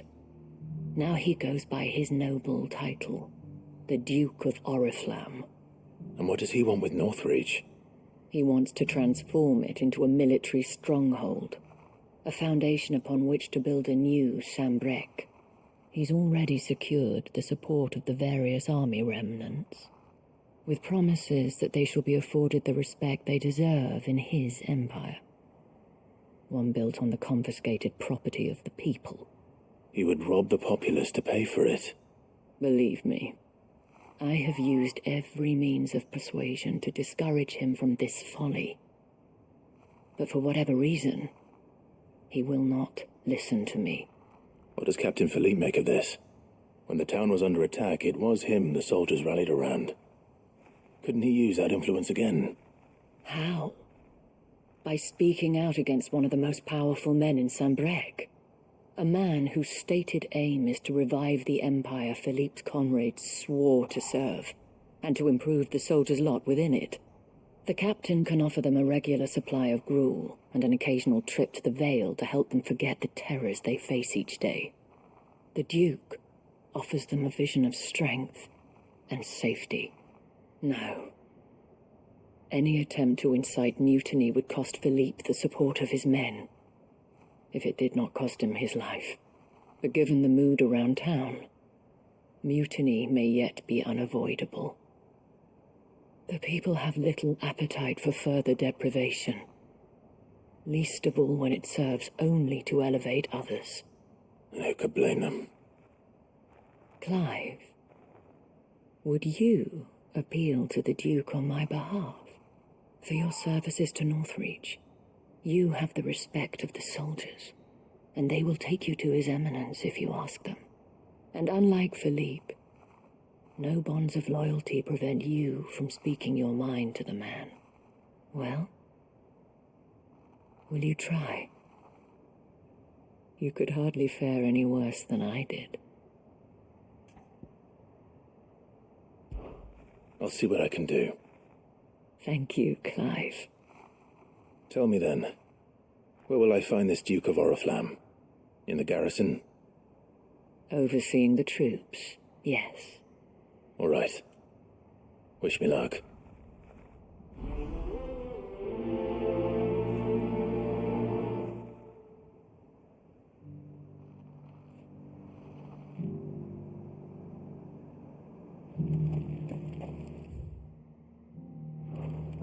I may have met this Duke before, at the Remembrance Ceremony.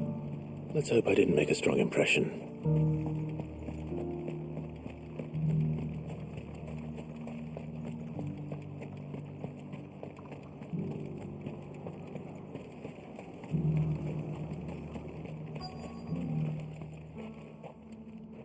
Halt! Oh, sorry about that. You're the dame's man, aren't you? You got some business with the captain? No, actually. With the Duke. I was hoping I might be able to speak with him. We're under orders not to let any civilians pass. But you should be all right. His Eminence has heard all about you and your heroics. Wait here. I'll go and ask.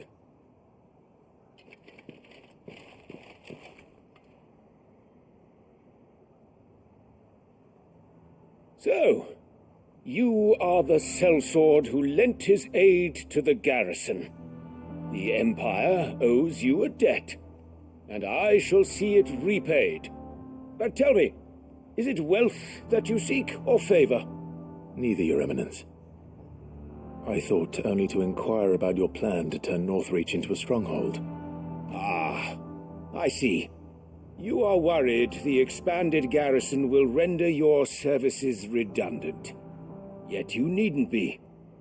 A proud fighting man like yourself shall always have a place here.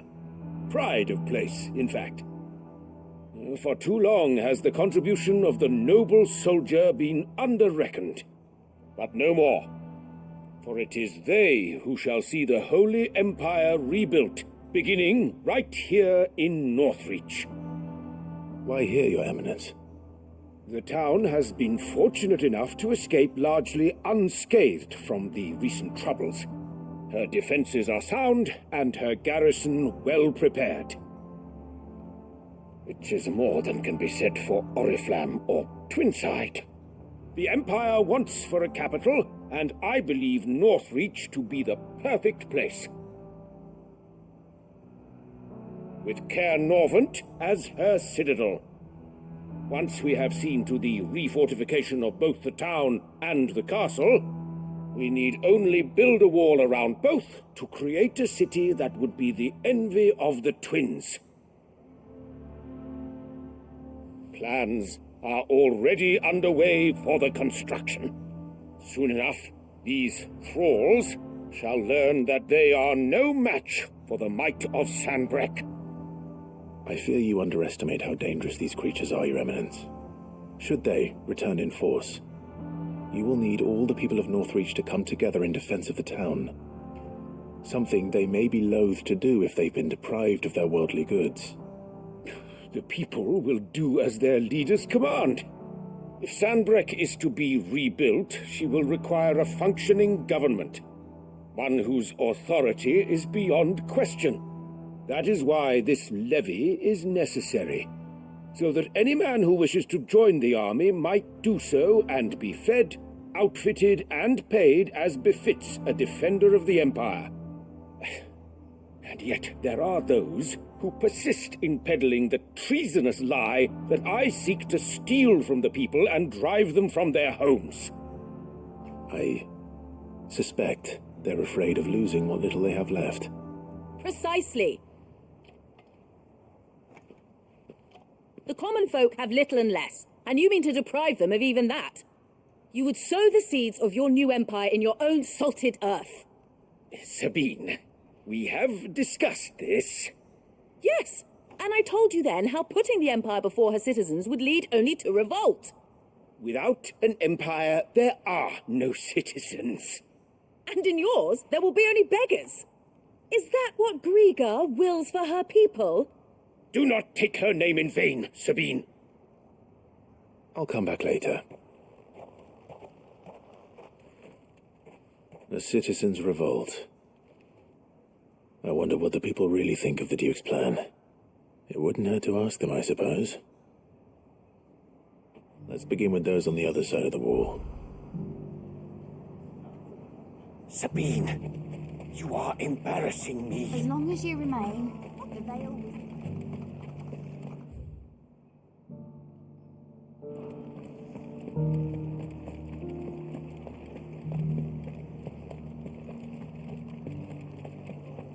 You needn't fret. The creatures...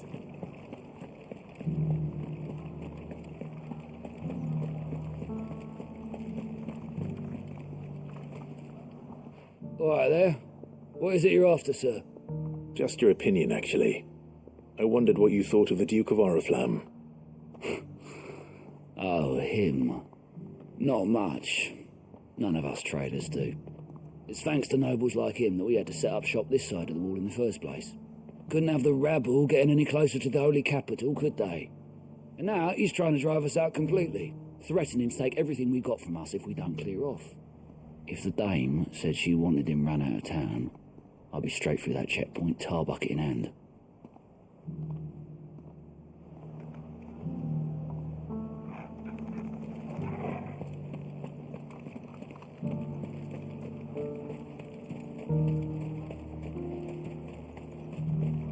I heard the dame got an icon to rid the meadows and A question, if you don't mind. What do you think of the Duke of Oriflamme? Don't get me started. You build a life for yourself somewhere, only for some noble to turn up and tell you you've got to hand it all over to him. If he thinks his name and his chains give him the right to empty our purses, he's in for a rude awakening. We'll do whatever it takes to keep what's ours. Whatever it takes.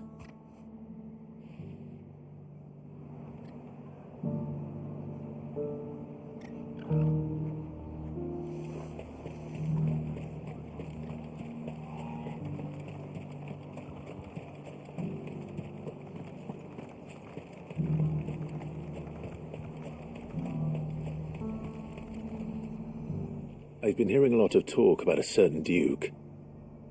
Nothing good, I'll wager. Going around acting like he owns the place. And with hardly a word to the dame. This is her town, not his. I take it you'd rather she was in charge. As far as I'm concerned, she still is. Just need his eminence to sod off back to Oriflamme. Well, the people seem united enough. What about the soldiers?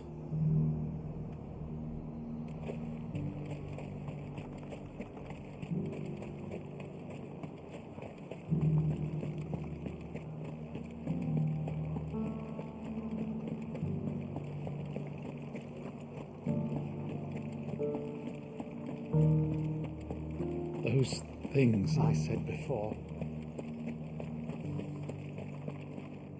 Excuse me, do you have a moment?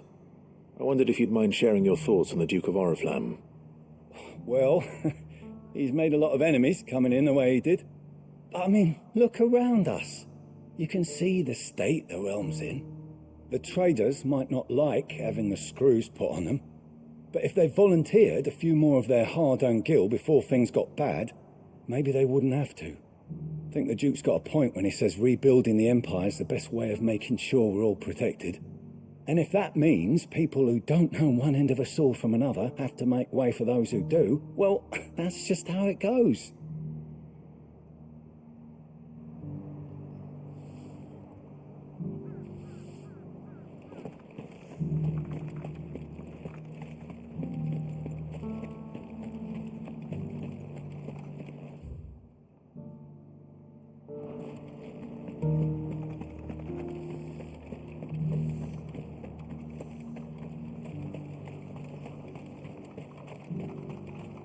Sabine, you are embarrassing me.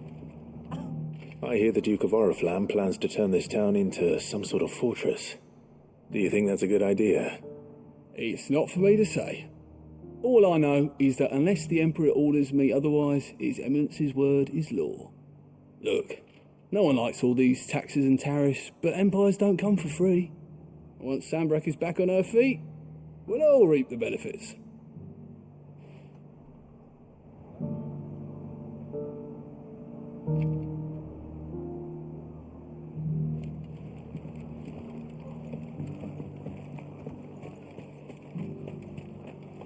As long as you remain, the veil will see. You're the one who was talking to His Eminence. On the Dame's behalf, yes. I was trying to persuade him not to take the people's goodwill for granted, but it seems my words fell on deaf ears. What do you think of his plans? I'm a soldier, mate. He tells me what to do, not the other way round. Listen, I've got nothing but respect for the Dame, but I've got a family to look after. That's where my loyalties lie, not with the town or the Empire, but with my wife and children. If the Duke can get us the men and the equipment we need to fight off those blue-skinned bastards, I don't care how he does it. Let's see what Philippe makes of all this.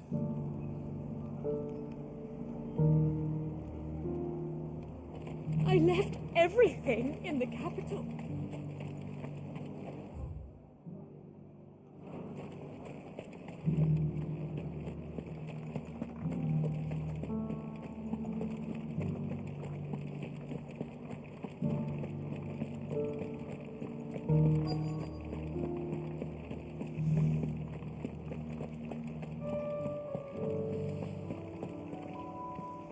Captain, do you have a moment? For you? Certainly. Clive, wasn't it? Thank you for last time. How can I help you? I wanted to ask you about the Duke of Oriflamme. Do you intend to go along with his plan? But to tell you the truth, I'm in two minds. It's my sworn duty as a captain of the Imperial Army to obey his orders. But I can't say I agree with him. Philippe, I remember you saying that you became a soldier to protect the people you loved. The Dame included. That's right, I did. Well, she doesn't agree with the Duke's orders either. She thinks they could tear Northreach apart.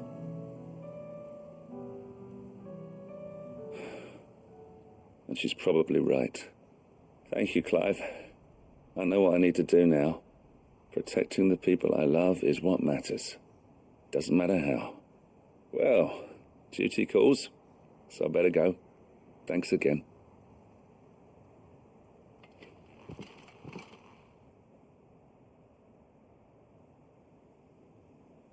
It seems Philippe wants to do the right thing at least. I expect Isabel will be pleased to hear that, if nothing else.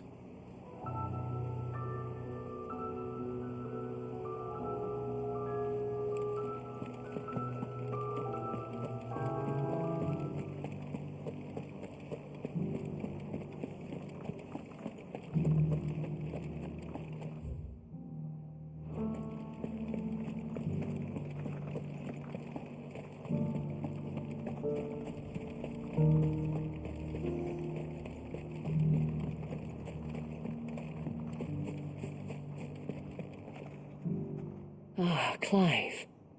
How did you fare? Were you able to speak with the Duke? I was, but...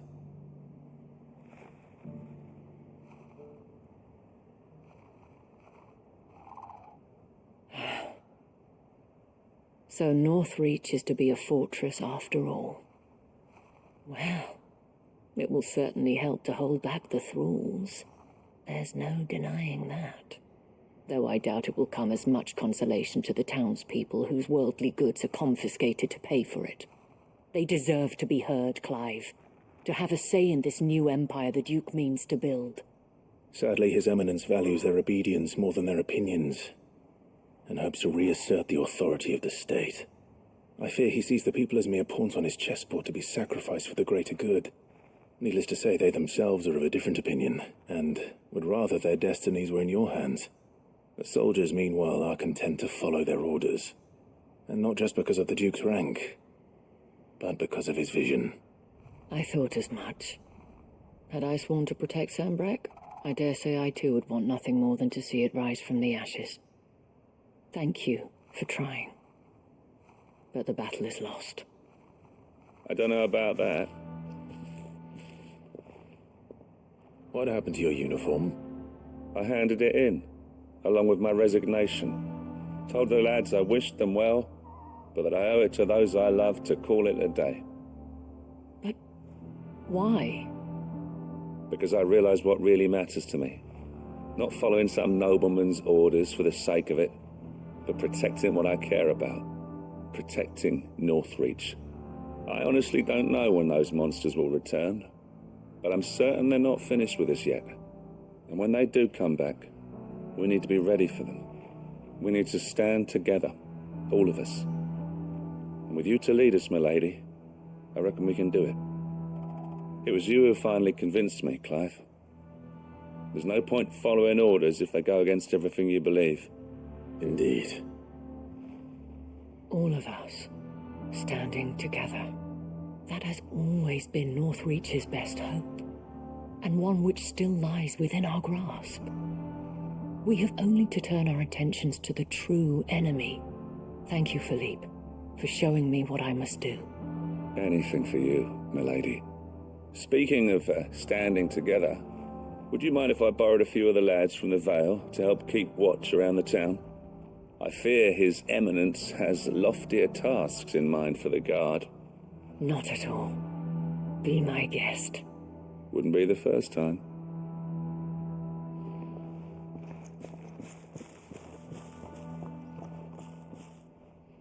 There may be hope for Northreach yet, especially with men like you and Philippe to champion our cause.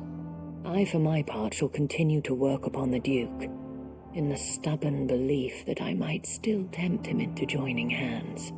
But I suspect I shall have to call upon your aid again. Until then, Clive. Until then.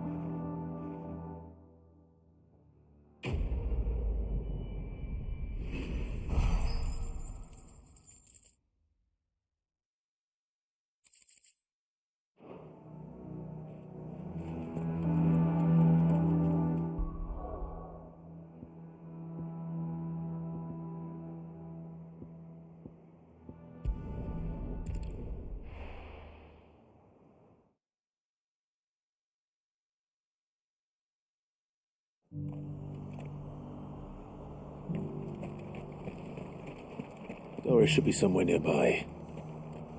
Assuming she's still here.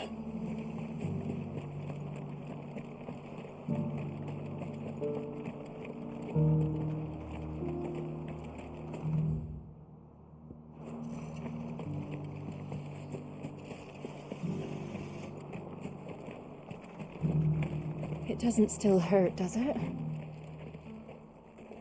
It's been a pleasure, Doris. Just like old times. I'll give your offer some thought, my lady. How goes the investigation? Sid, what brings you to Martha's Rest? You. I heard you were out here on your own, tracking our slaver. I trust you're being careful. Of course. And it had to be me. The bearers from the Dragon's Eyrie confirmed a long-held suspicion of mine that the slaver we've been tracking is an old acquaintance. She's no fool. If we'd come in force, she would have spotted us straight away, and then vanished without a trace. That was her just now, wasn't it? So, was it a fruitful reunion? I'd say so. She tried to recruit me. Seems her time in Rosaria is coming to an end. She's abducted bearers from across the region and is looking to smuggle them back into Sambrec. After her brush with those beastmen on the road to Northreach, she hired herself an Imperial escort, which she wants me to join. She's dangerous, Sid, but I think I can stop her. Then I'm going with you.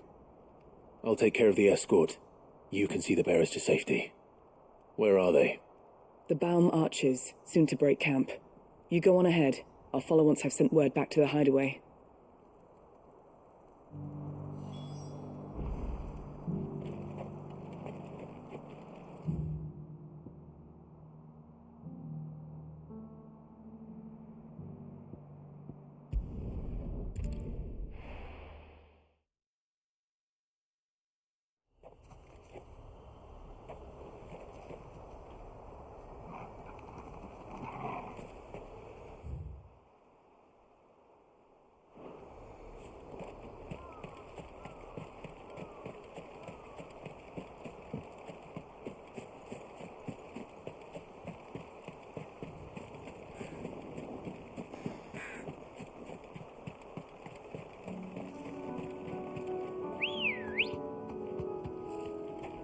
Good girl.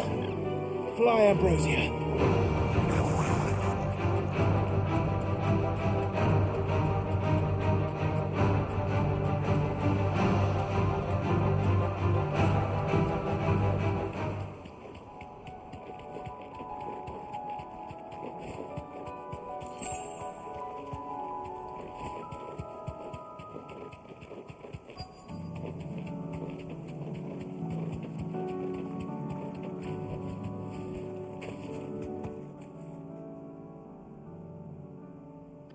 Good.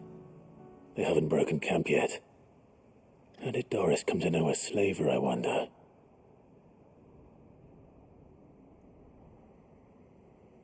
We've waited long enough. She's not coming. Ready the bearers. We're leaving. Back to civilization, is it, Mom?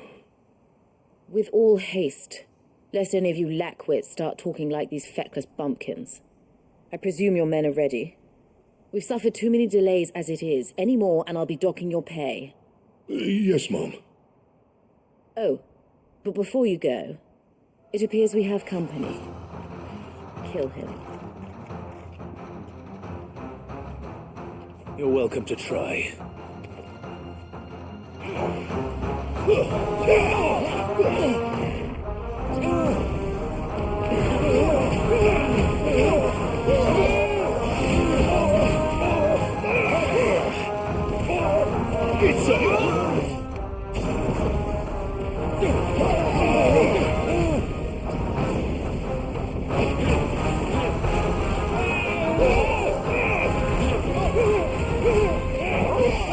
Too slow.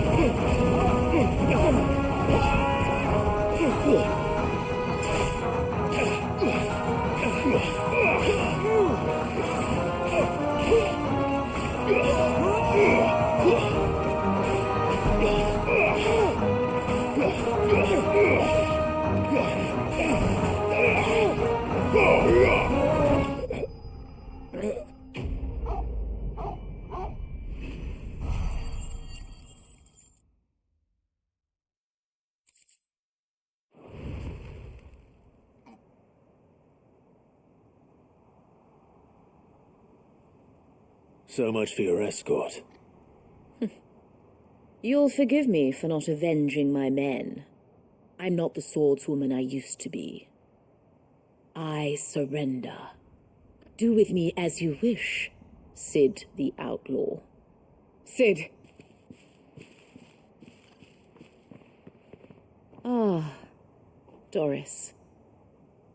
I take it you're not here to rescue me from our brooding renegade?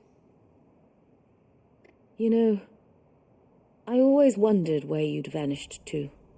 But casting your lot with this criminal of all people. Better fighting for a cause than killing for coin. I'm sorry, Sid. I should have told you sooner. This woman, my former master, once trained bearer children to be weapons in service of the highest bidder. She raised me like a daughter, and I did terrible things to earn her favor. It wasn't all terrible, surely. We had our fun, too. You were always so eager to learn, and had such clever hands. All my other children took either to the blade or to the books. Always either or. But you proved yourself a master of both. That's why I kept you for my own. How about it, my little dagger? Care to swear that blade to me again? I never swore my blade to you, nor will I ever. I fight for a higher cause, to liberate the bearers of this world. Farewell, Master. Thank you for making me the weapon I am. You always were a righteous child. Perhaps that's the reason I loved you so.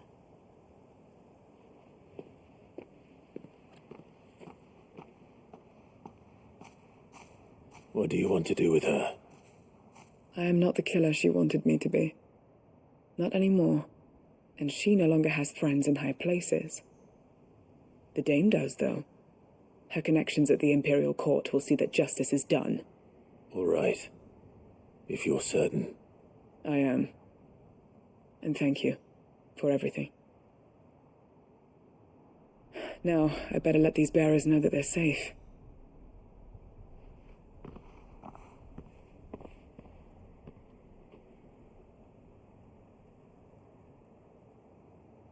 Then I should head back to the hideaway and put Cole's mind at ease.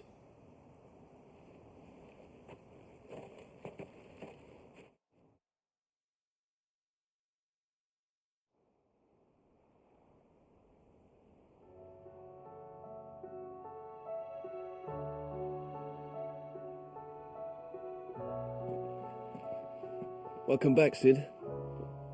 Doris's message just arrived. I hear you saved more bearers from being smuggled across the border. With any luck, they'll be joining us in the hideaway shortly. Oh, and your letter. You don't need to worry about Doris anymore. I'd been hoping as much. She mentioned one or two things in her report. So the slaver we'd been chasing all these months was her former master. Wish I'd known. She's been arrested, by the way, over in Sambrek. Went quietly, or so we're told. And she won't be getting off lightly. The Empire may have no love for bearers, but it's none too fond of black market traders either. Can't have been easy for Doris.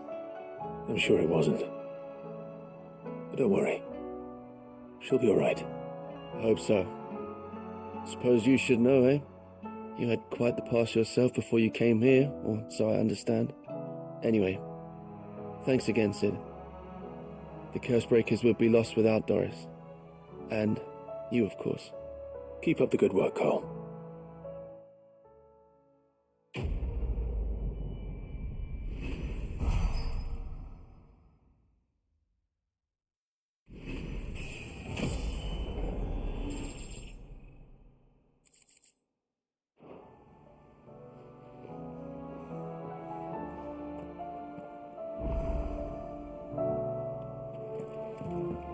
Come back.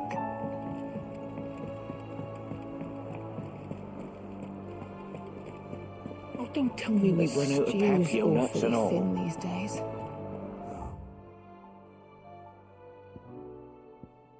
What do you expect?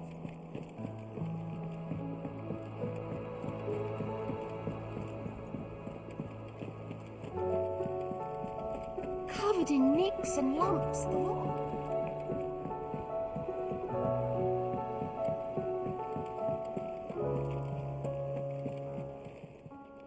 Welcome to the Patron's Whisper. Is everything we've received and everything promised?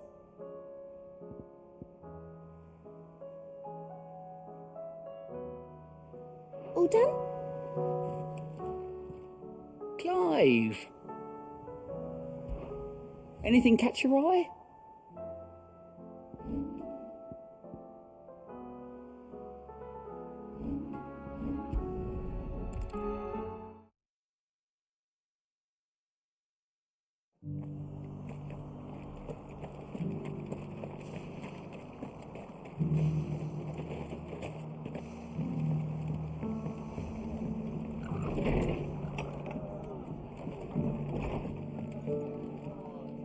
Ah, Clive, I was just about to send for you. I'd like you to take something to Sir Wade up in Eastpool. Seeds for planting. Thought it was about time they started growing their own food. I'll keep providing them with whatever they need in the meantime, of course. But if Eastpool's going to survive, it's got to be able to fend for itself. As of those poor bearers. They've lived their whole lives in servitude, but now they're their own masters. Small wonder they ain't got the foggiest how to provide for themselves. So it's up to us to teach 'em. And if you're wondering why well, the wagoneers taking supplies up that way have been coming back with more and more reports of Akashic around the village of late. Sir Wade's putting a brave face on it, but I think even he's starting to worry. And if he's likely to share those concerns with anyone, it's you.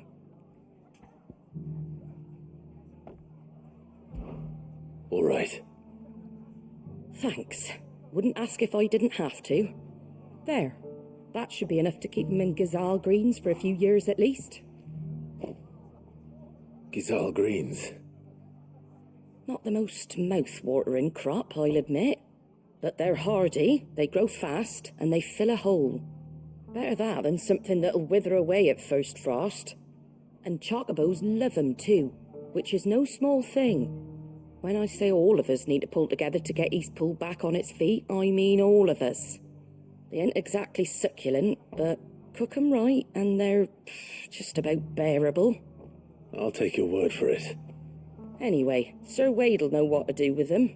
And if he don't, well, I'll go up there and show him myself. I'm sure you will.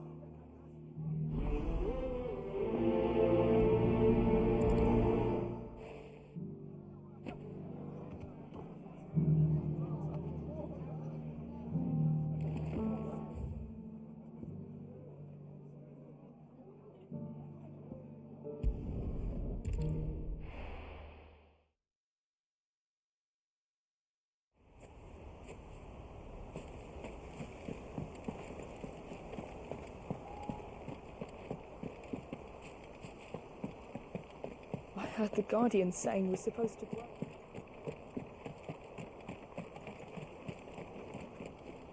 Ah, Lord Rossfield. What brings you to Eastpool? A delivery from Martha.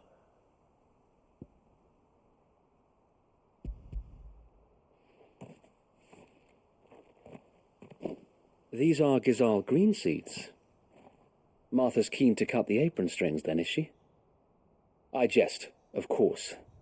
You see, I had thought we might be able to revive the old wheat fields, but they'd long since gone to seed, only without the seeds. Martha was hoping he might be able to show the bearers how to plant and tend these, so that they'll be able to fend for themselves. That's not a bad idea. These bearers had only recently escaped their bonds before we brought them here. They know little of freedom, of providing for themselves and their loved ones. Unless we teach them how to live like free men, I fear that all we have achieved in bringing them here is to exchange one master for another. Not that myself and the Guardians have been the best example to them so far, subsisting almost entirely on Martha's charity as we do. It's about time we all started to provide for ourselves, bearers and Guardians alike. Unfortunately, we've been a little too busy of late to focus on much besides bolstering our defenses. There have been alarming reports of... The Horde is closing in. They're coming, so wait, all of them. Damn it all, I thought we'd have more time. Gather the men in the square. Send to the rest for reinforcements. Yes, Sir Wade. The Horde. A Kashek, a veritable legion of them. They've been seen prowling around the northern reaches for a while now. We don't have the numbers to hold back a swarm that size. I had hoped to build a perimeter wall so that myself and the Guardians might be able to defend the village, but... Now you're out of time. Precisely. If reinforcements from the rest arrive before they do, we may just scrape through, but I fear that's rather an enormous if. What if you could call on reinforcements from Eastpool? You mean the bearers? We brought them here so they might live, not die, fighting for their lives. So wait. You said you lack men to defend the village. Are the bearers not men? Do they not wish to see Eastpool saved? Though they may not be trained soldiers like your Guardians, what help they are able to offer could still prove the difference between victory and defeat. You're right, my lord. I will appeal to them.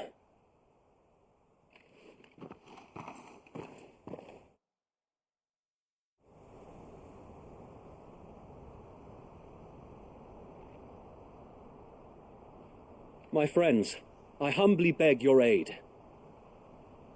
We Guardians are few and our enemies many.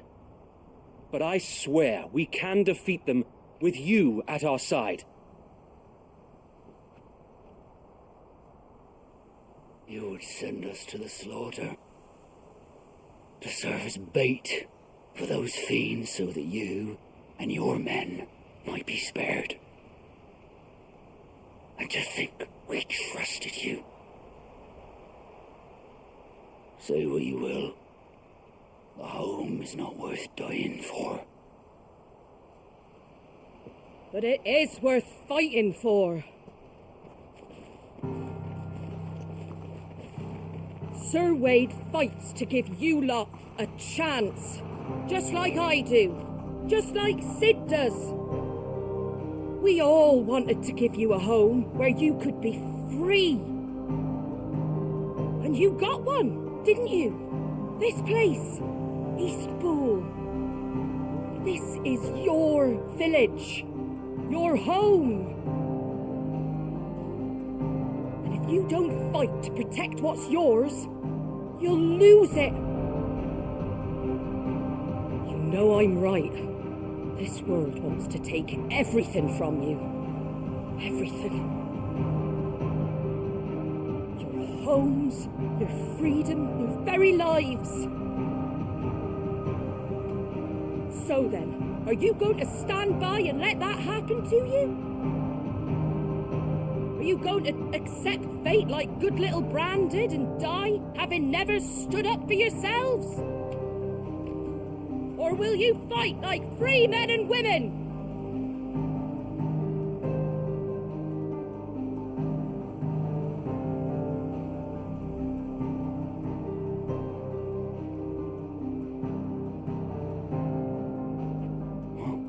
What are you doing? All right. Give me a sword. I never dreamt I'd have a home of my own. And now that I have, I don't want to lose it. I will protect what's mine, or die trying. We all will.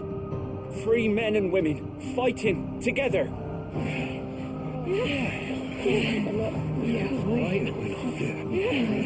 For Eastpool! For Eastpool!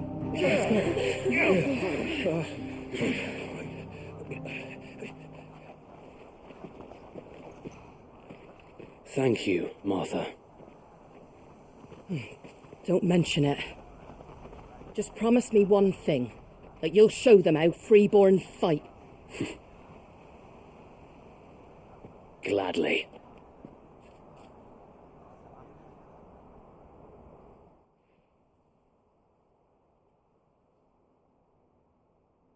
Well, if it was numbers you were lacking, you certainly won't be now. Thanks to you. Me? Oh, I just love the sound of me own voice. Lord Rossfield, my lady, we're ready. So what's the plan of action?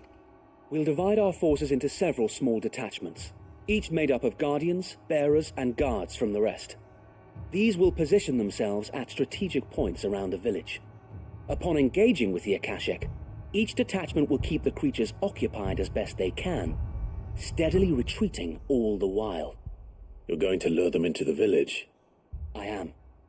We will have neither the time nor the resources to treat the wounded, so injuries must be avoided at all costs. Instead, we will focus purely on defense at first. By coordinating our withdrawal through the use of messengers drawn from among the bearers, we will aim to have the swarm converge at a point of our choosing. With luck, that point will be the village square, the perfect place for our most able warriors to surround them and fall upon them, and for you and I to finish them off. A sound plan, but one that'll require a leader with a cool head and strong nerves to coordinate the retreat. I'd say you have both in abundance, Sir Wade, but you'll be needed. Please, leave the last of the fighting to me. Ha! And let you have all the glory. Sir Wade! They're here! Then you know what you must do.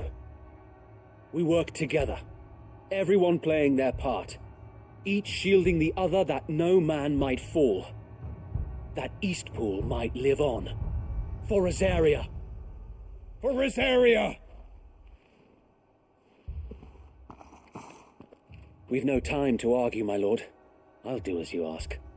And I will do as you ask. Suppose we'd better do our bit too, then, eh? Right you are, Martha.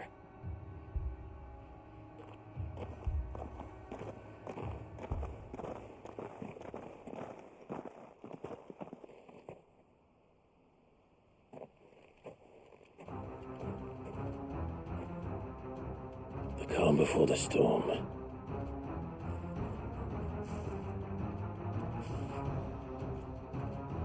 And here it comes. I will not let this village fall.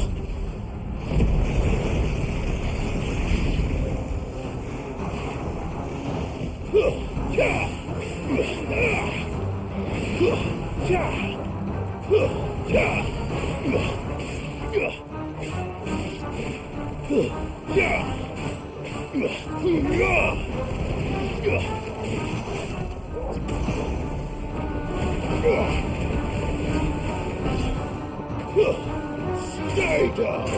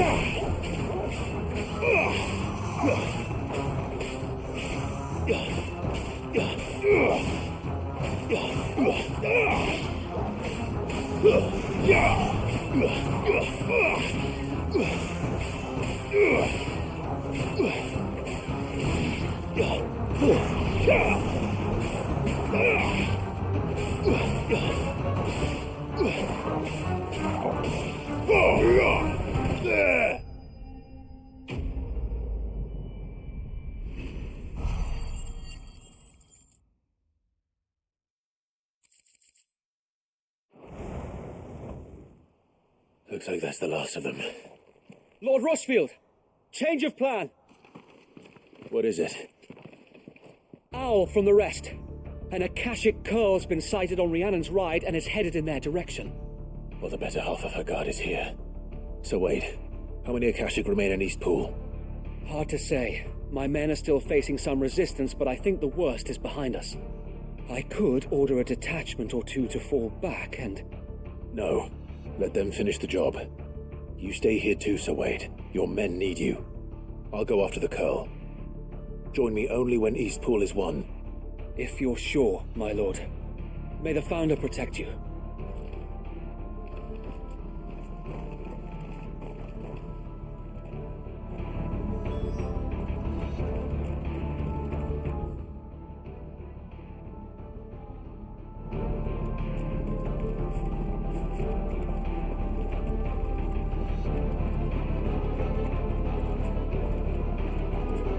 Next one's mine. I might not know one.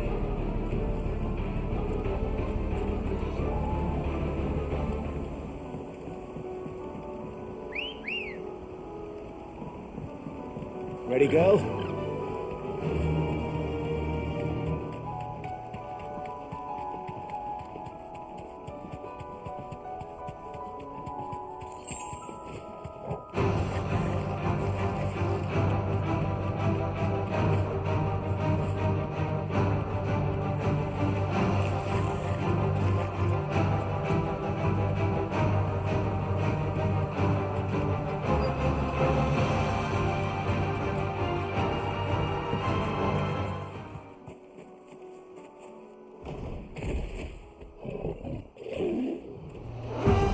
There it is. With me, Torgal.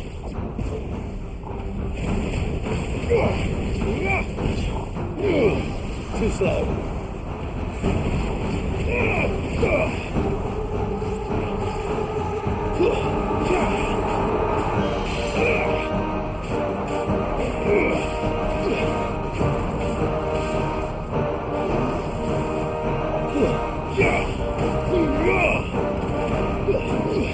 Nice try.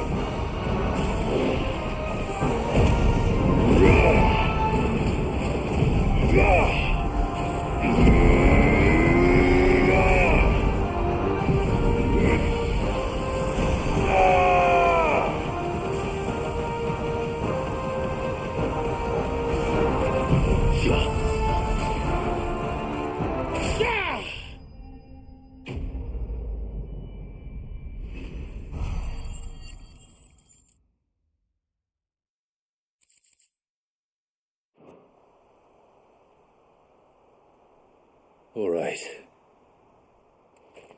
Back to Eastpool.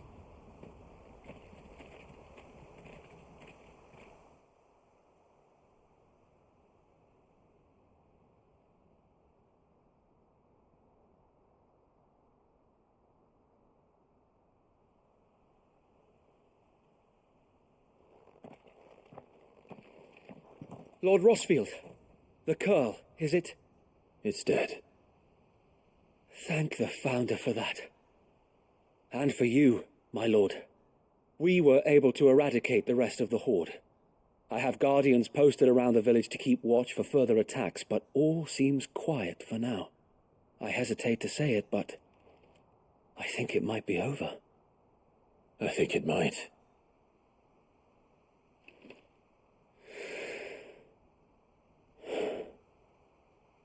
We did it. We saved Eastpool. Thank you, my friends. Thank you. No, Sir Wade. It's us who should be thanking you. You brought us together. Showed us what it means to fight for what you hold dear. We never had nothing to call our own before. We didn't know what it meant to protect it, but now we do. We really do. Forgive us, Sir Wade. You and your people saved us, and still we doubted you. But there's no doubt in my mind anymore.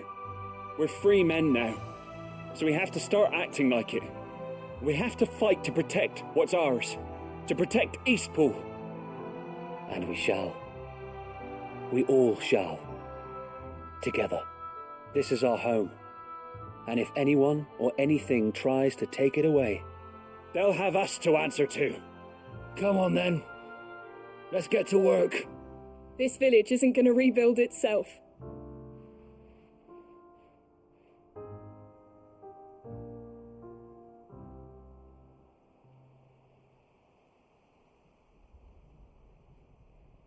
They're not slaves anymore. No. They're Rosarians. Your father took pity on the bearer's plight, and I believe if he was still with us today, this is what he would have wanted. I believe you might be right. I shall remain here, my lord, and do what I can to help rebuild the village. After all, this is my home now too, and I could hardly call myself an Eastpoolian if I didn't pull my weight. I think you'll find it's Eastpudlian, Sir Wade. But you should be proud all the same. I'll have to pull my weight too. Can't have the rest getting outclassed. Speaking of which, I ought to be getting back. Can we continue to count on your support, Martha? Of course, and I'll be counting on yours too. Us Rosarians have got to stick together, haven't we? Indeed we have. And Clive, come by the Golden Stables when you get the chance. I ain't paid you for delivering them seeds yet. All right.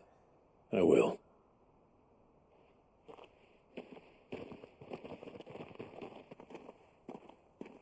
Lord Rossfield, do you remember our very first mission together? Clearing the goblins from the Stillwind marshes?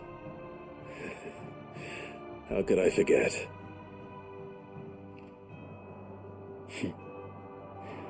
There's one side that I shall never forget.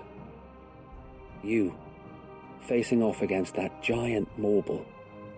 Not a trace of fear on your face. Since that day, there have been more than a few times when I felt like giving up. When the odds seemed so stacked in the enemy's favor, I thought I may as well just lay down my sword and surrender. But every time I would think back to the look in your eyes that day and remember what it means to be a shield. Know that whatever trials Eastpool may face, I shall never lose courage. Thanks to you. So Wade, you have always been a true shield. I know that Eastpool, and indeed all of Rosaria, will be safe in your hands. Thank you, my lord. I know the rest of the world will be safe in yours. I'll do my best.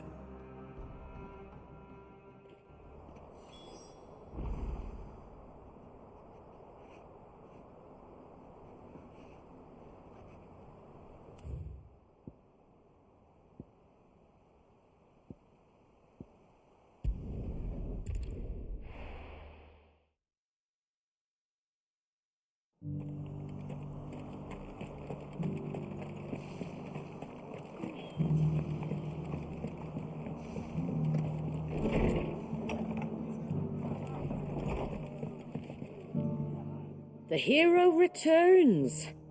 It's lucky you came by when you did, eh? Not only did my seeds get delivered, but you went and saved Eastpool and all. I just did what I could. And it's only right that you get rewarded for it. Take it before I change my mind. Thank you, Martha. So, Eastpool's finally back on its feet again. And a home to free bearers. Who'd have thought we'd see the day, eh? Well, it was your idea. I know that, but I never stopped to think what it would mean. Bearers in charge of themselves, thinking for themselves, working for themselves. Like your hideaway, but not even hidden away. Though I suppose the rest ain't much different nowadays. You know, bearers living free like that reminds me of when I first met Sid. Loath as I am to recall that particular day. I take it you didn't always see eye to eye. What happened? Well, if you really want to know, I started doing what I do long before I met Sid. In fact, that's how I met him. Or at least how he came to meet me.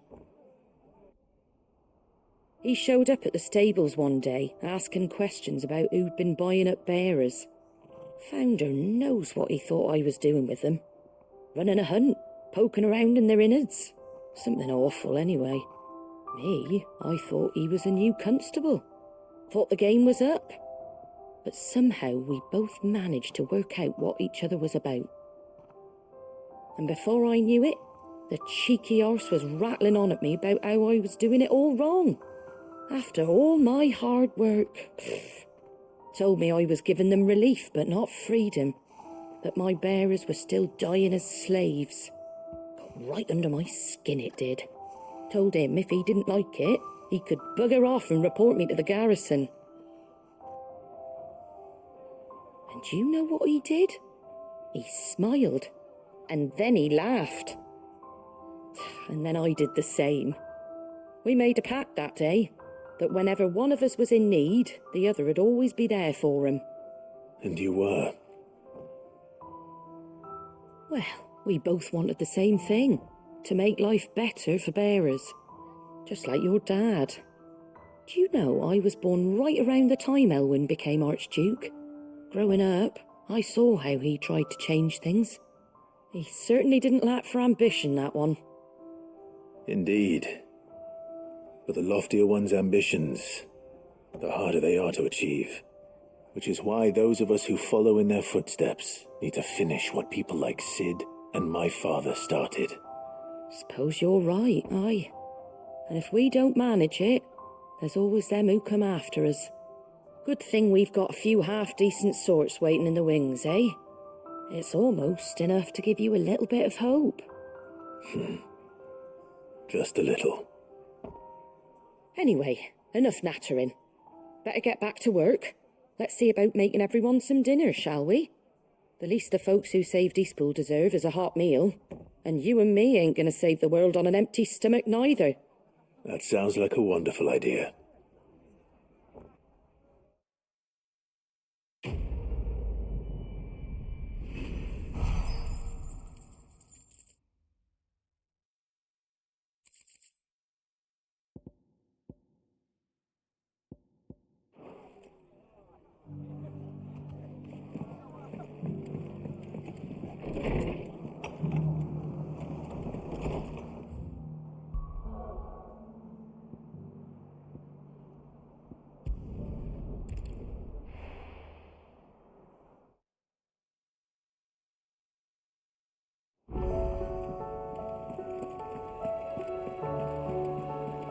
Covered in nicks and lumps, the lot of them.